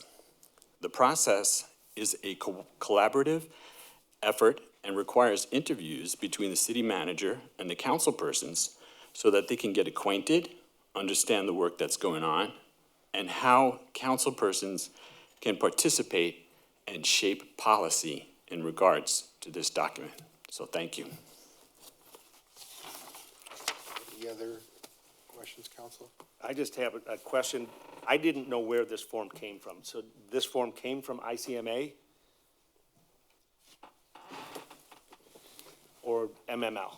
It came from ICMA. It was just a random form that was found because in the past, when we met to talk about stuff, there was just a form that didn't make any sense. And this was just one that was one of multiple forms that the HR department looked at, but you can go ahead and speak on it further. Again, it's a form that's available online, along with all kinds of different forms. You can go to pick it up through ICMA.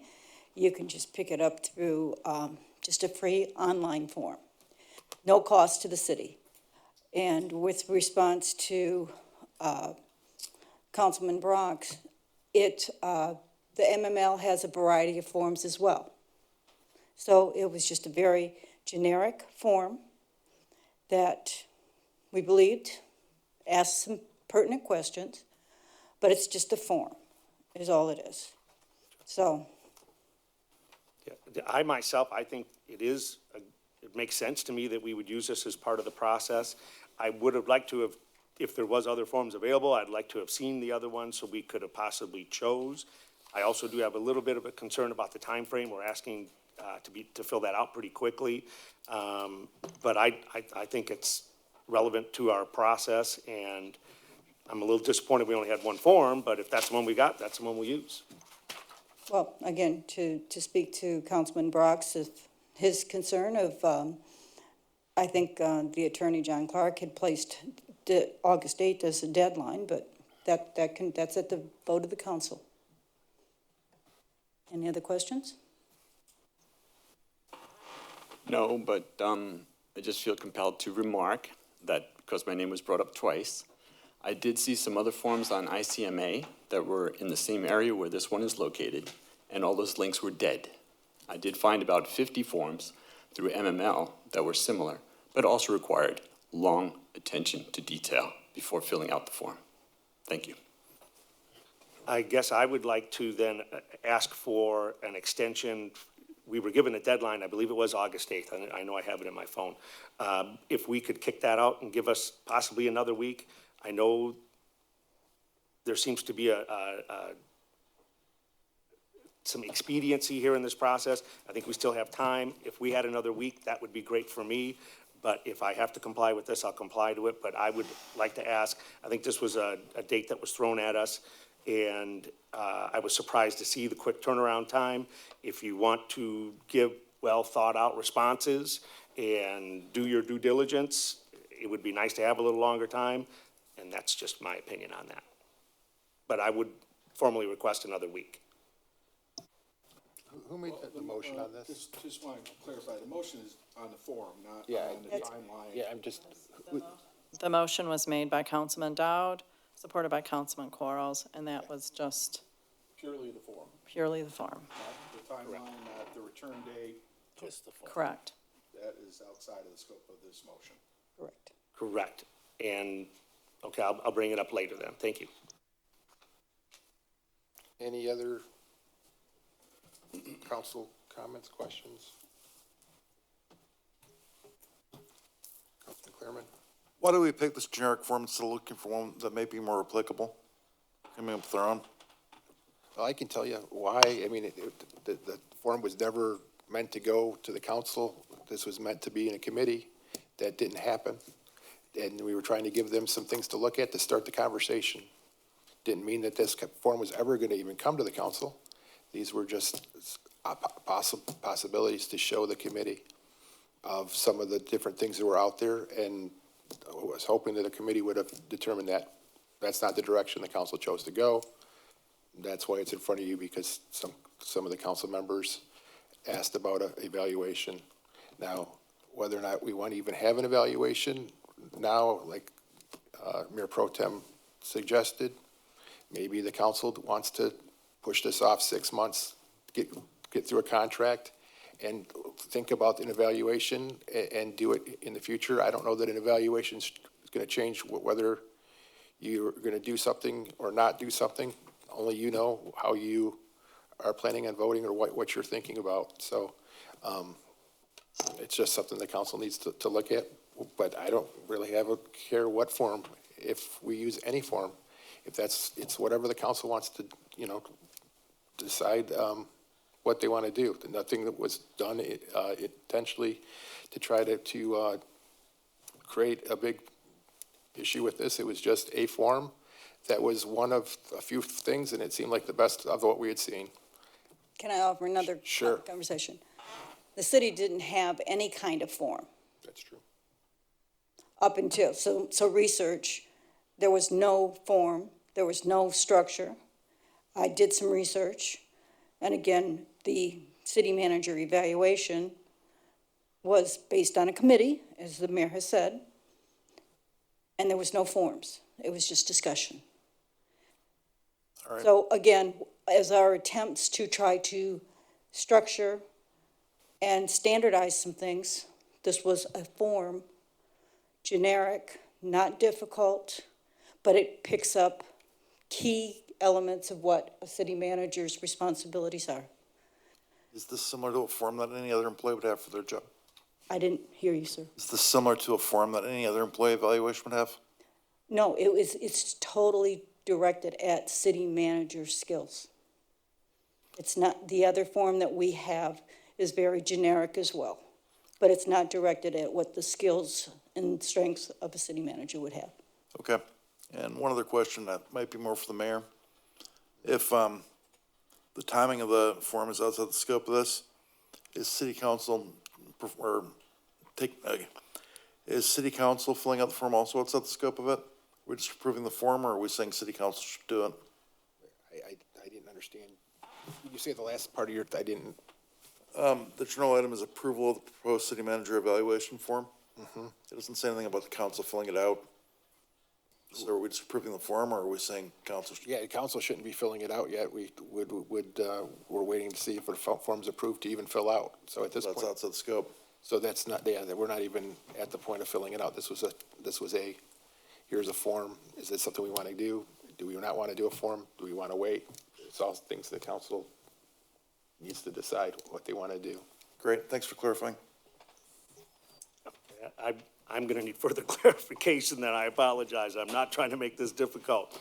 First, so we didn't have a form in the past. The city manager has never had an evaluation. That's not what I said, sir. I said there's I no forms. was asking, Okay, yeah, there I are didn't, I'm no not trying to put words forms. in your mouth. I'm Okay. just asking a question. There's no forms or structured type of document that I can find in historical documents that shows that there was a city manager form. Past city manager evaluations were based on a committee, as the mayor mentioned, based on a 3-person committee, and it could be the mayor, it could be the mayor pro tem, 2 council people. It was a very random committees that were formed, and it was based on discussion. The notes that were taken were just based on discussion. There was nothing, no scoring, no metrics, nothing. And I went back and found history, and that's what, so there was nothing to really work with. Yet nothing was filed. Okay, I appreciate that. I was not trying to put words in your mouth. I'm asking Okay. questions because that's my Okay. job and that's how I gain knowledge. So that's why I asked that. So I can vote yes for this, but voting yes for this doesn't bind me to use the form or bind me to a time frame for when I have to fill the form out. Again, The motion is for the form. Correct. That's what we're doing, is trying to adopt this form as a part of our practice and process. And I just want to ask, are you comfortable, you made the recommendation to us, you looked at this in great detail with all your experience. Does this form hit the mark for what we're trying to accomplish? I think it, again, is a good generic. It targets a city manager's skills. Thank you. And it's a metrics. You can weigh it. You can measure it. Thank you. More question. Yes. What does the auditor do with this form, assuming it was approved? I'm sorry, I didn't. Assuming the form was approved, what would the auditor do with it? What would we do with it? What would the auditor do with it? The auditor? It says to return the form to the auditor. It's a different form. Surrender. You're looking at, that's something different. That's for Katie. That's for finance. That's for the other one. Gotcha. Okay. Sorry. This form was not provided in our packet, correct? It was This provided- was a controlled form that was just sent to you all via email. Again, just asking. Mr. Mayor, through the chair, if I could just Yes. offer some assistance. The item on the agenda is just to approve the form, so you're not making any decision in terms of the manner in which you treat the form or the timeline regarding the form or the city manager evaluation. It's, my understanding of the council vote is whether this is an instrument that's going to be used or that can be used as part of the evaluation process. That's it. And when that evaluation process begins is up to the council. Right, that's not on the agenda. That's not in the agenda. I'm just, is there any other questions from council? I just also want to say, I've served on a few of the committees with the city manager stuff, and for what I recall, there was a form that was presented to us when we met in a group of three. The form made no sense to me.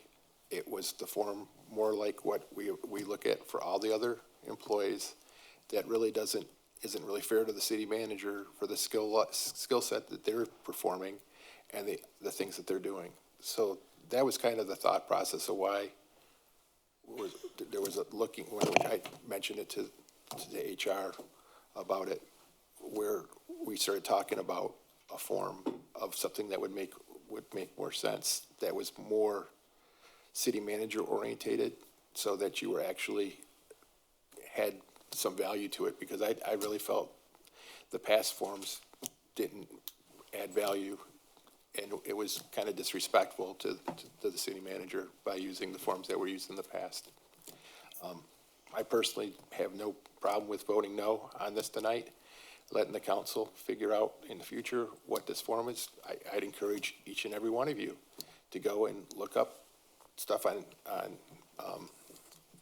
MML, look on wherever, and provide whatever you find as possible forms to HR and any thoughts you have for the future. But the more I've thought about it, I don't know that a evaluation is needed at this time.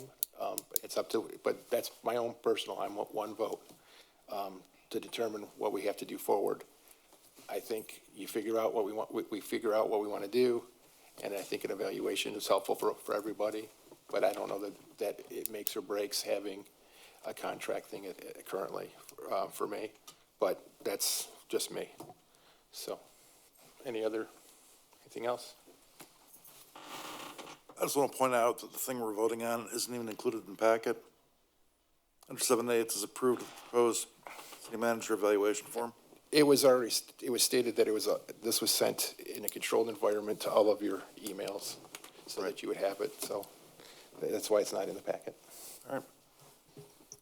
And just for the record, I think I like it. I think it's a good form, and I think having an evaluation should be a part of the process. So I don't have a problem with the form. Sure. Chair. I think evaluations are a good idea. But what I will say to you is this. What I find very unfair about this evaluation right now, not only what Councilman Brock, Mayor Pro Tem Brock stated, is that I haven't even had a chance to work with all of the council for a year. Some of you have been here for a while, and one just has been here a couple of weeks, right? We didn't have a lot of exchanges because I did not work with the Planning Commission. I have a council member that's met with me once, never reached out to me again. Never given me the opportunity to work with them, never given me the opportunity to chat with them, never given me the respect to even have a conversation. And that bothers me because in a lot of cases, I'm just looking forward. I'm not just looking at myself. Anything that I try to do for the city or propose to the city or this administration proposes is try to make the next process better. We don't want to be left with the same things that we've been left with not finding any documentation, not knowing any processes, just depending on people's minds and what they remember and things like that. No way, shape, or form do I ever want to leave here, whether I'm here or not, into having another manager come in and have to be exposed to something like this. I do feel that evaluations are fair, but I also feel that during contract time, it can also be a hindrance towards, and it's no secret, there is some hostility towards me. There is some, dislike, and that's going to come with the territory, but some of this is a little bit more than I ever expected, to be honest with you. And it's very frustrating for me. The staff sees it, they understand it, they've been exposed to it, and I just want to say that I think that if we're going to set the pace and put it together, let's not make it a personal issue or a personal matter, or let's do this to this city manager. I just want to make it a better process for the future. That's all I want. And I appreciate this, but I feel that, I do work my tail off. I have a wonderful staff. I have a hardworking group, but they're not immune to what's going on. They know what's going on, and they see what's going on. And like I said, if there's going to be a fair evaluation, and it's going to be based on my skill set and not made personal, about personal feelings, or any future manager, I think that's wonderful. But right now, I'm not so sure about that. But I just felt like I had to say that on behalf of myself and the staff. We don't make it personal. It's all about business. Thank you. Mayor, if I may. Yes. I'm just going to say again, I'm looking at this just at the capacity of the form itself and adopting a form. Whether we use it this year or every other year, that's outside. We'll have another thing on there. We can't decide, we can't plan on when we're going to do evaluations until we have a form. Doesn't make any sense to go the other way around. To me, it's an every other year capacity. I know that that's been mentioned, and I'm all for that. Not necessarily that we adopt the form. I'm not, the timeline could change. It could be a year from now. And I'm a big fan of separating money from reviews. Back in the day, everything was at the same time, and the problem is you have a lot of that you just create that friction. There is nothing that says a review has to be tied to an increase in any kind of wage for anybody. It's better for every environment to separate them out, and it gives one ideal as being constructive and one to being lucrative or less than lucrative. And I think it's important to separate the two capacities. Right now I'm in favor of a form and further discussion on how we're going to apply this form. Just so I get to weigh in, I also feel like evaluations are a good thing. I agree that they do not necessarily need to be tied to money. As far as the form goes, I don't care if it's this form or another form. I also don't want to have to fill it out right now while we're in negotiation talks. I don't think that's fair. I think it makes it just puts a bad stigma on the whole thing. So if we want this form, fine. The time frame to use this form shouldn't be right now. That should be if we get our contract together with our city manager, and then a year from now or 2 years from now, then we're doing an evaluation, so be it. But I don't mind the form. I read it over. It's fine. I don't agree with doing it now. I don't agree with doing it at the same time as the negotiations for the,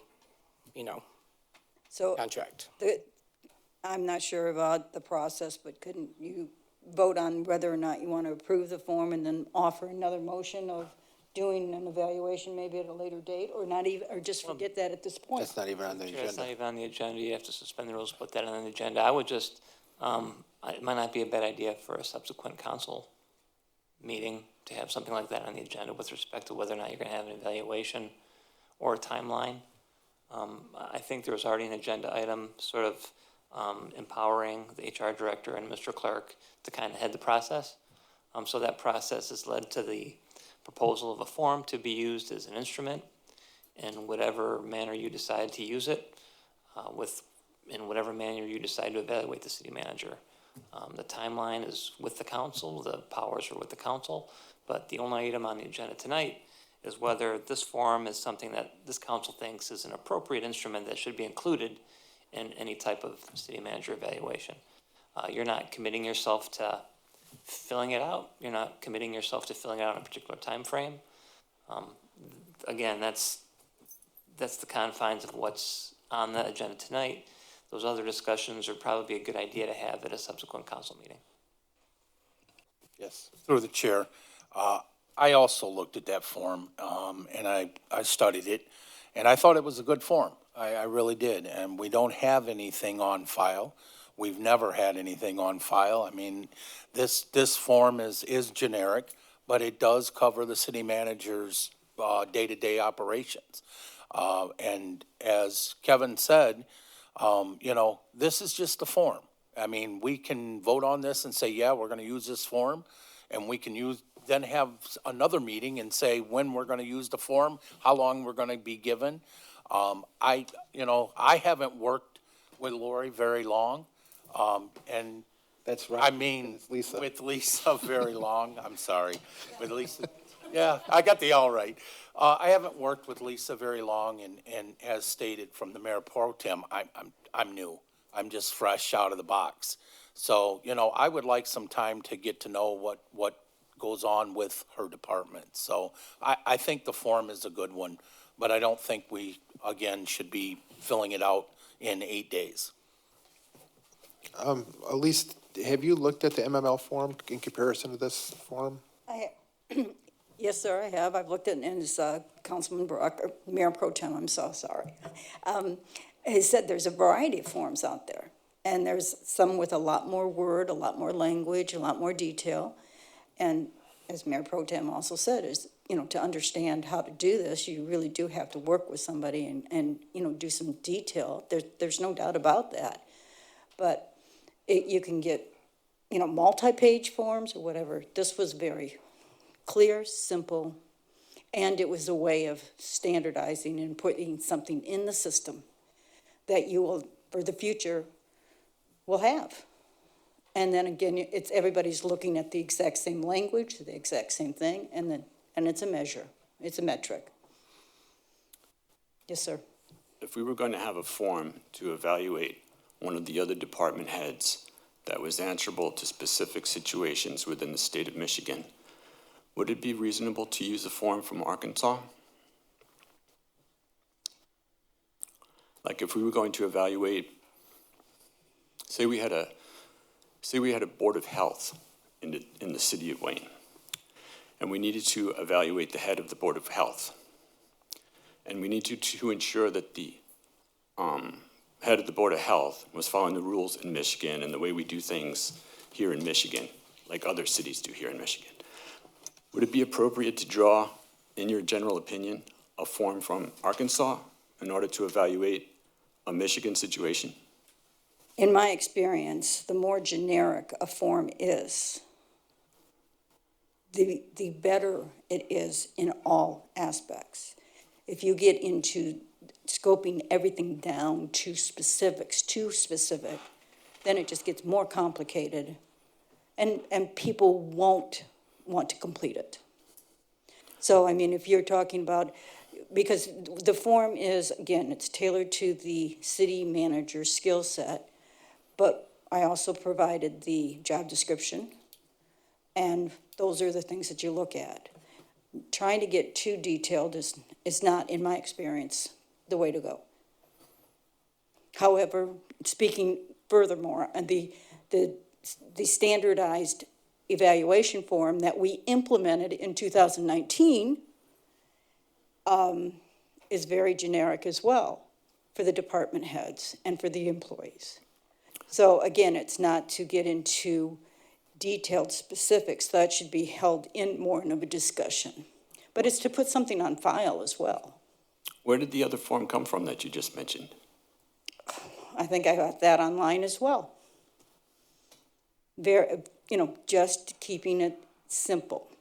This is kind of looking at it from that perspective. Because again, every particular job has its own specifics and skill sets. And if you start putting it that this form is for this one and this one's for that, then you're making the system far too complicated. Well, I'll finish with this and through the chair to the council. I suggest you all look closely at ICMA before you vote for anything that comes from them that involves the city of Wayne. Thank you.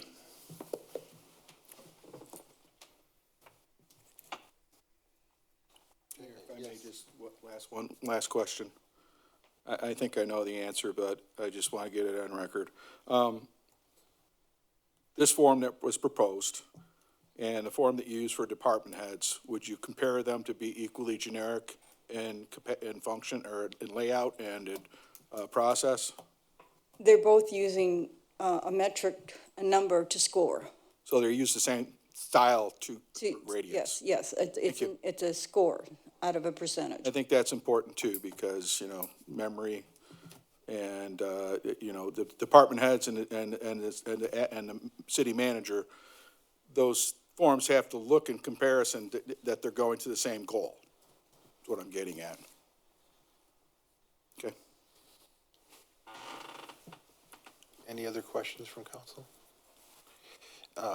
Elise, so you said you looked at the MML. I mean, do you feel like this is the best form that you've seen, the best choice to present to us at this point, or do you think it would be good for us to hold off and let you get other We things? can look at another form. I mean, we can look at details, but the more discussion we have and the more we make it complicated, isn't moving us forward either. I think the language in this was simple to read. It's a very simple 1 to 5 score, and you get a percentage. And then you have an opportunity to add comments at the end. And it's, again, an evaluation to decide the strengths and weaknesses, improvements, what they're doing well, and where they need some work. That's what an evaluation is.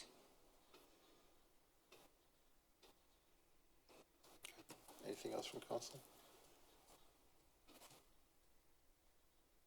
Okay, all in favor? No. I guess just we'll do a roll call then.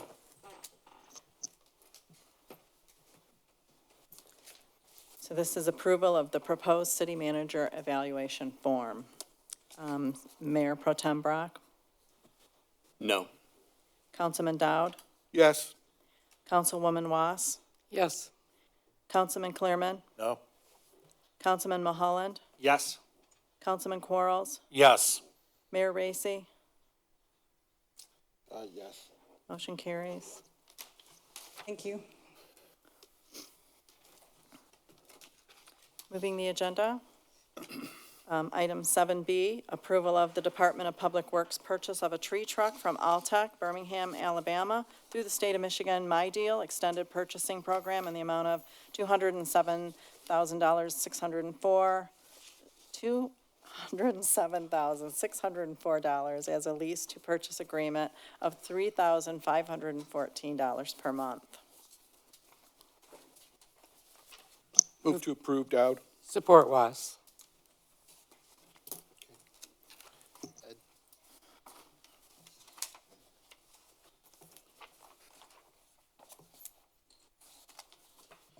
Good evening, Mayor, members of council. So what you have before you is exactly what it's talking about, just the purchase of a new tree truck. Our current tree truck is 26 years old. Over time, it's had the engine rebuilt. It's had patchwork done to the body of the box that the wood chips go into. So it's, we've gotten the use out of it like we should have when it was purchased that many years ago. The one that before you today is like I said, has 207,604 is the budgeted. So this was a budgeted item from the general fund, but it was budgeted as a lease to purchase, not as a full just purchase price because of the amount of dollars that it's costs. The 3,514 monthly over the next 6 years. I looked at the plans, if you can see, I think you had the sheet in your packet as well. So there were 5, 6, and 7-year plans. The 7-year plan I just stayed away from because it just said contingent on credit approval. And so I just went in the middle of the road with the 6-year. Comes with the maintenance and inspections that any type of tree truck or aerial truck like that always has to have annual inspections anyways to make sure the aerial boom is working properly and that everything is up to snuff. I would recommend that we go that route with the inspections as well because the Alltech will do all that themselves, and then after the 6 years, we can always go into another maintenance agreement with them. It's recommended to do that, to keep that same individual, that company, doing their own work on their own truck. You don't want somebody all of a sudden to start to, take over those maintenance inspections from a different company. Because then it would void some of the things that Alltech, the warranties and things of that nature. Again, it's through the My Deal program, like was stated. You have to keep in mind, though, too, that this will, down the road, so this is just an estimated or budgeted quote right now.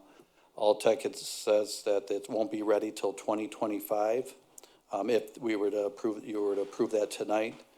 And so they don't have the pricing yet because the actual pricing, the chassis, they would have to get that from the dealer once we make a commitment to go ahead and make that purchase. So that pricing would change so that at some point when that vehicle does come in, we don't start to pay for it until it comes in. That would be at the, like I said, monthly. But at the same time, that price would probably change what the total overall price would be. So there would have to be a budget amendment done to that, the cost of that vehicle, because it is going to increase. So that does have I always like to speak on the part about warranty for Councilman Dowd. So you'll be in warranty heaven on this one because there are quite a few things that are warranted under this. Yes, so just real quick. So the aerial part of it has a lifetime warranty. There's the body of the actual structural warranty of that forestry. It's called a forestry type truck that we use it for. It's a 6 years warranty for that. The engine is your normal 5-year, 100,000 mile. It's a Freightliner chassis. Really, this is like a 2-component deal where Alltech outfits it or upfits it onto a chassis of another maker. So the Freightliner is the maker of that chassis, and then they put all those parts and the boom and everything on that, the aerial part of it. They also mentioned the parts and labors for 1 year. There's a warranty on all those. The regular wear and tear is not, it's just like any other vehicle. You pay for your own wear and tear on the piece of equipment. They did go ahead and say that they used to have an older cable system that would stretch, and that was bad, but they now have this called a chain and rod leveling system or the boom articulation, which that means is when the operator is up in the boom, operating that boom, the bucket will adjust to that boom as he's moving so it doesn't dump the operator out. And so that chain and rod leveling system is a big benefit, and that's a lifetime warranty as well on that boom operation. So, and then also like I said, the maintenance program, that's part of the package as well. So they'll be doing the maintenance on that as well under that cost. Are there any questions? Yeah, Mayor, if I can. Yes. So this is to get a commitment from council to get a truck on order that truly will not start to happen until 2025. Well, we'll give them, if you approve it tonight, so then I will have a letter that I draft up for them saying we have the intent to purchase this. So then that will get the ball rolling. Okay. But the vehicle won't be ready until 2025. It won't be built. They'll start to go ahead and go through all the processes. So we start paying not until the truck comes in. 2025. Right. So the build date, they'll give us a build date, say, okay, now your truck's almost gonna be ready to. I think everybody understands lease agreements always usually come with a down payment. Is there a commitment for a down payment? There is not. What you see in front of you is what the chart I gave you. Yep. It shows the pricing, so it would be the $3,000, I believe, $514 a month for the next 6 years, once we start, Once you see the truck. Right, once we see the truck. Okay. Just wanted to clarify that one point for everybody at home. Thank you. You're welcome. Councilman Clairman? Are there any other companies we could, or could have got bids for competitively? No, so this, the reason we use My Deal now is because that is your lowest price that you get. You go out there on My Deal, which is with whatever company you're gonna go with, and usually their price, and they're on there already. This is the lowest price you're gonna get for this type of a piece of equipment. We tried to mirror what we currently have. This is I believe it's called an LR858, which means it will go 58 feet up in the air, which our current one does about the same height right now to take down any of the larger trees and things of that nature. You're welcome. Mayor, I just want to, this is a Freightliner. Alltech is setting up the program. They do DTE, and all of Davie, all the groups use Alltech. Right. It's a great operation. It's just a matter of what the chassis is. Right, the Freightliners. It's not a Western Star, but at least it's not a Sterling. Right. He gets it. I do. Could have been a Peterbilt, though. Any other questions? And this isn't something you can get at Home Depot? That is not. All in favor? Aye. Opposed? Motion carries. Thank you, Mayor, members of council. Item 7C, approval of a professional service agreement with Spicer Group, Bingham Farms, Michigan, to provide biennial bridge inspections and to update the City of Wayne's current bridge inventory for compliance in the amount of and not to exceed $3,000 to be funded from the Major Road Fund. Move to approve, Dow. Support, Quarles.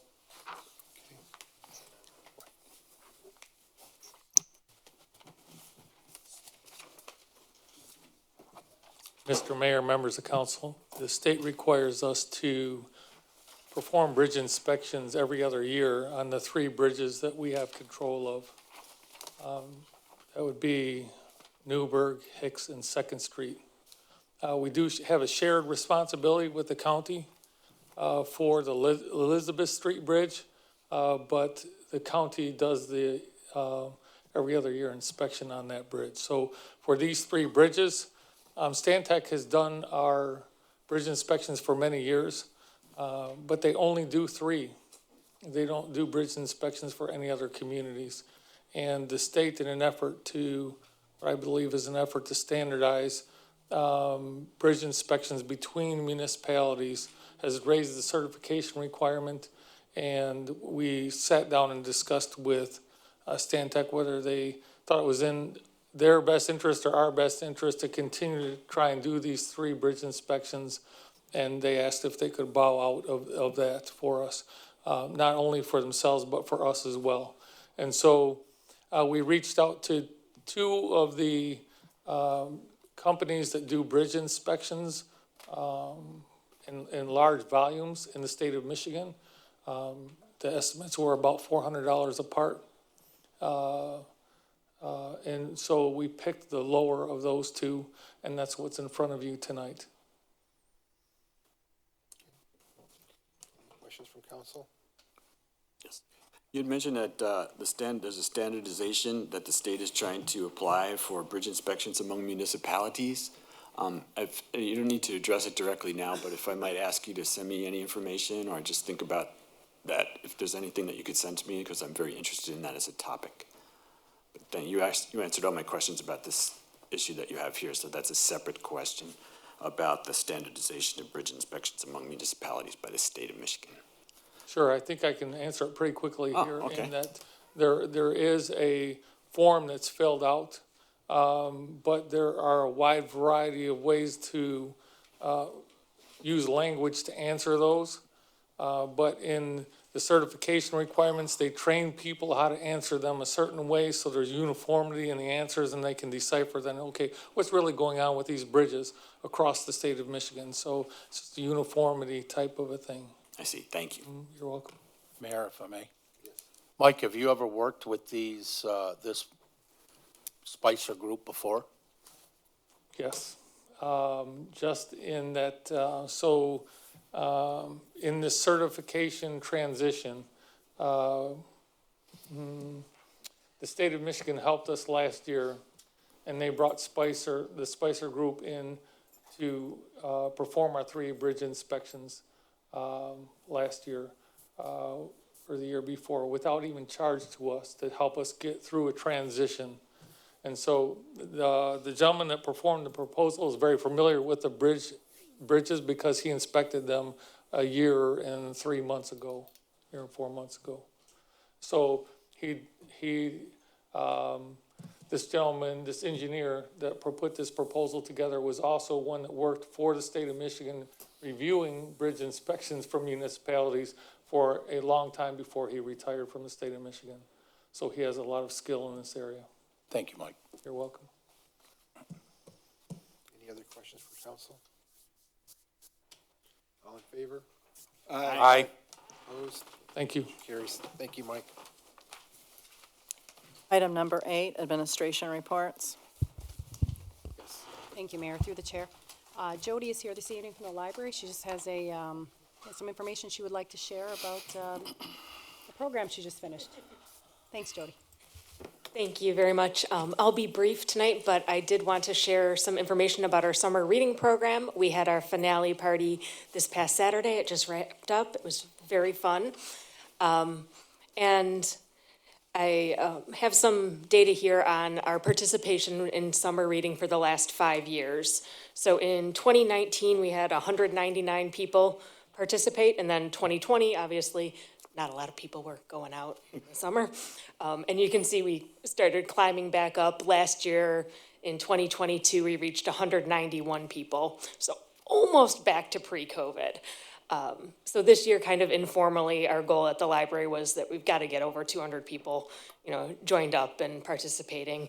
And my very high tech, we got 318 people participating in summer reading this year. So a 66% increase over last year, and a lot of fun and reading and learning was had by all. So I just wanted to share that with you.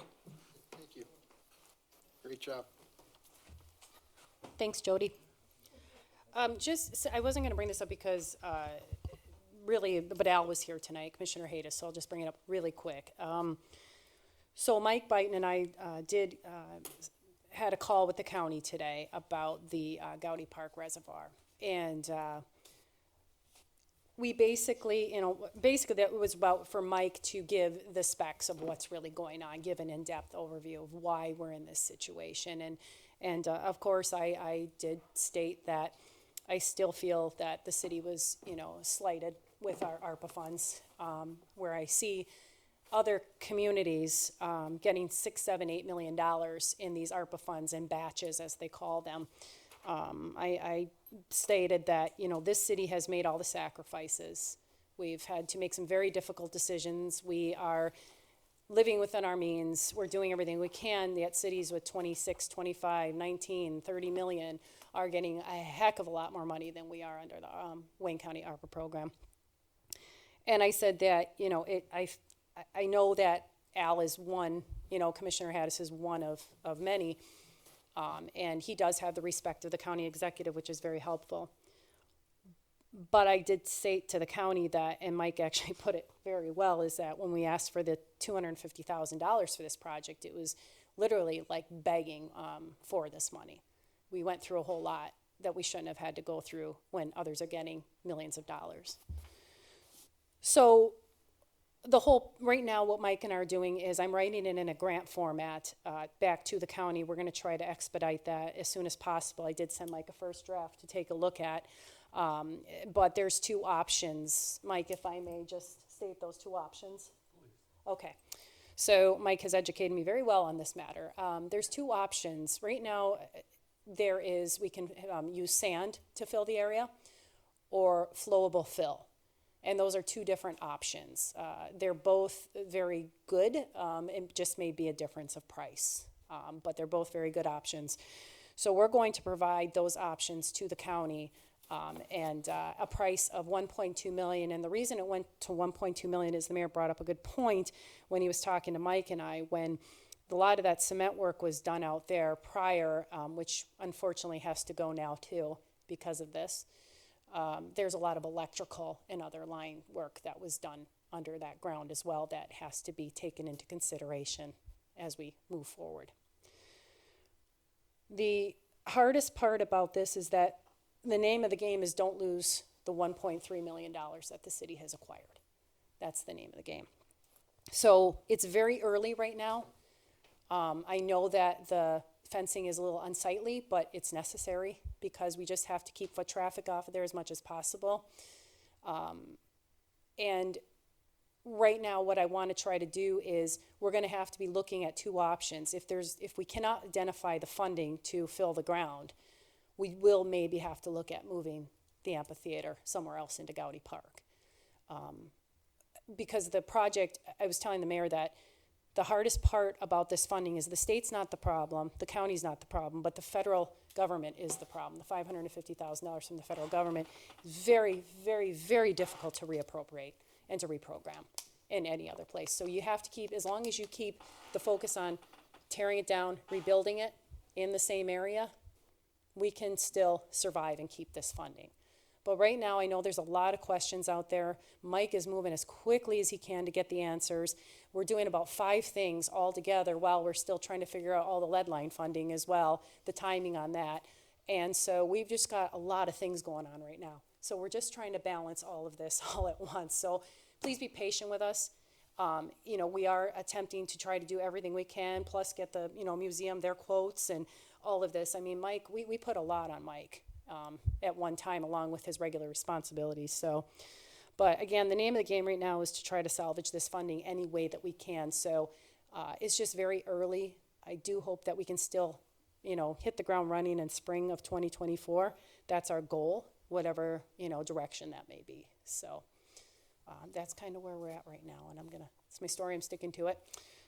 I appreciate Sue coming in tonight. I think that every year that's a good refresher course for all of us, including those who have not been on council. Yeah, we just have to deal with this. I mean, it's something we have to do. Councilman Down, I'm really glad that you brought up the fact that that's pretty much most of our budget. Yeah. But I'm also glad that Sue confirmed that I'm not the cause of the structural deficit, so that's a healthy thing to hear.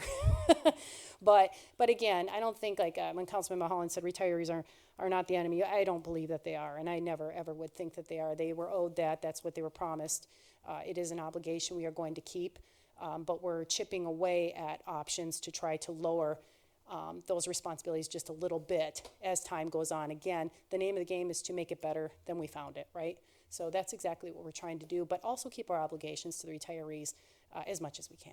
So that'll conclude my report this evening. Did you have anything tonight? Okay, thank you. Thank you. Public comments for matters not on the agenda. Public comment is conducted in accordance with local, state, and federal laws. Each public comment is limited to 3 minutes, which will begin when the speaker approaches the podium unless modified by a majority vote of City Council. Public comment shall not be disruptive nor contain any profanity, racial, ethnic, religious, sexual, or national origin slurs or overtones. Public comment shall not contain defaming, slanderous, personal attacks. All public comment shall be directed to the City Council. The City Council will not respond during public comments. Any violation of public comment procedures shall constitute a breach of the peace. If a member of the public engages in such a breach of the peace, they may be ordered to be seated immediately or removed from the meeting by the chairperson of that meeting. Any public comment this evening? Public comment? Anyone? Seeing none, please move the agenda. Comments from members of City Council. Councilman Clarenman? It's been a long night. I just want to thank both of our public who stayed for the whole meeting. Also, with the library reading program, Jody took a bite of the face, actually 2. That's on the library website if anyone wants to watch it. And with that, I'm going to conclude. Thank you. Councilman Mulholland? I had other remarks for tonight, but I'm going to change them to some ones I jotted down here. I did not create the environment here at the City of Wayne, past or present. I don't control the communication with the City of Wayne. I'm not the mayor or the city manager. I'm here to communicate with all members of council and administration, and I'm open to two-way communication. I've been disrespected and marginalized by members of the administration. I've been singled out by name in correspondences, on correspondences that were put out to all of council. I believe in an attempt to make me look bad. I'm not here to be manipulated or turned into a villain for asking questions and holding those in positions of leadership accountable for their actions. I've served on council in the past, and I've seen what productive communication looks like, and I look forward to its return and participating in it. If we're going to use this chamber to air our grievances, I will bring my list to the next meeting. I have no personal issues with anyone on this council or in this administration. I'm merely here to be a part of the team to help move Wayne forward. I've always been a positive and professional person. I don't mumble under my breath when people are talking. I try to keep things professional at all times.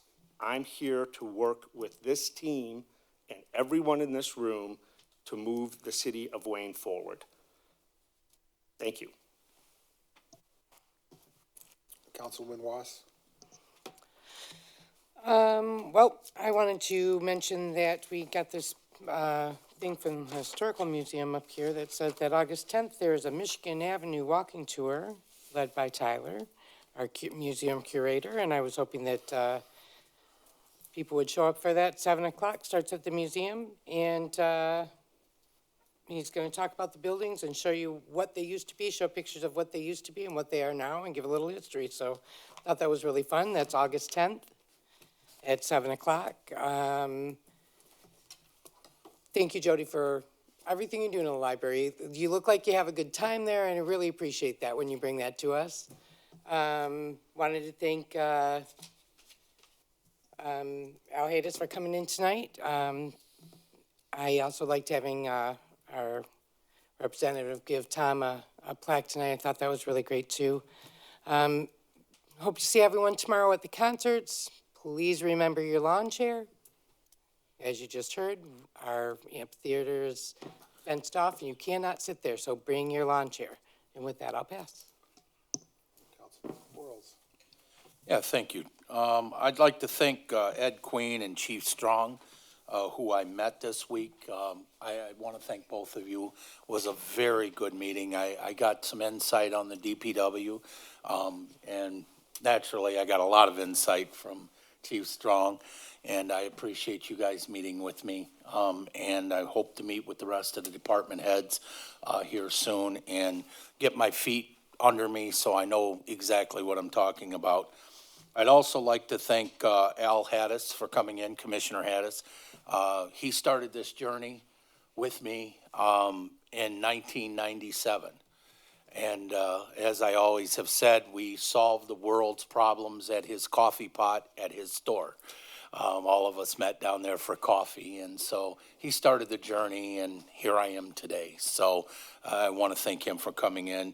And lastly, if you haven't been to the craft show at the Knights of Columbus, my wife and I went on the 22nd. Was a great craft show. They put on a really cool show. Spent way too much money. I don't like to take my wife there, so, but they put on a really great craft show. So if y'all get a chance to go, those watching at home, please go out to the Knights of Columbus. With that, I'll pass. Councilman Dowd? Thank you, Mayor. I wanted to first just say my condolences to Mr. Beecher and his family. Condolences to his family. Mr. Beecher was a teacher of mine. I went to Madison Elementary. I am a Madison Mustang, and I'm proud of it, even though the school's gone. But a wonderful teacher, just a memorable person. I've been blessed with some great teachers in my life, and Mr. Beecher's one of them. I think that Madison was the shiny new penny of schools when it opened up, and they were lucky to get a lot of wonderful teachers excited to be in a brand-new school back in the 60s and the 70s. What I want to do is, I did this, I think I've done this a couple times.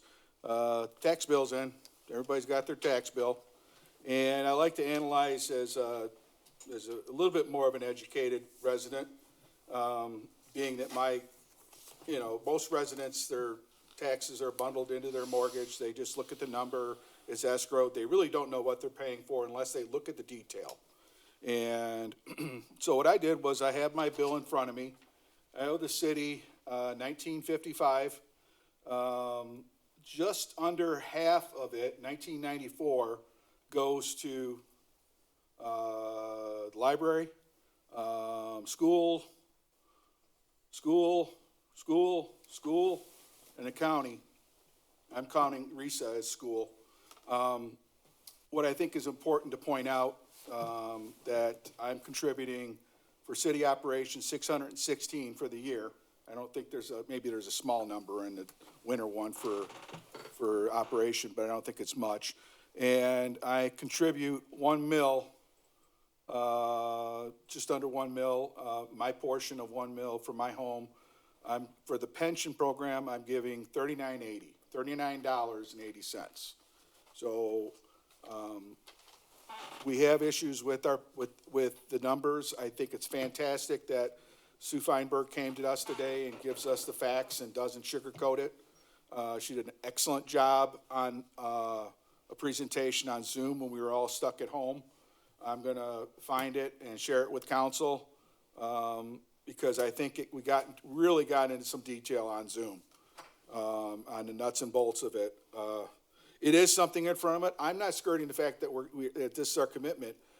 8 million, knowing that 8 million is a number and that's almost half of our budget in the long future, I don't care how you defer it, we're not gonna get there.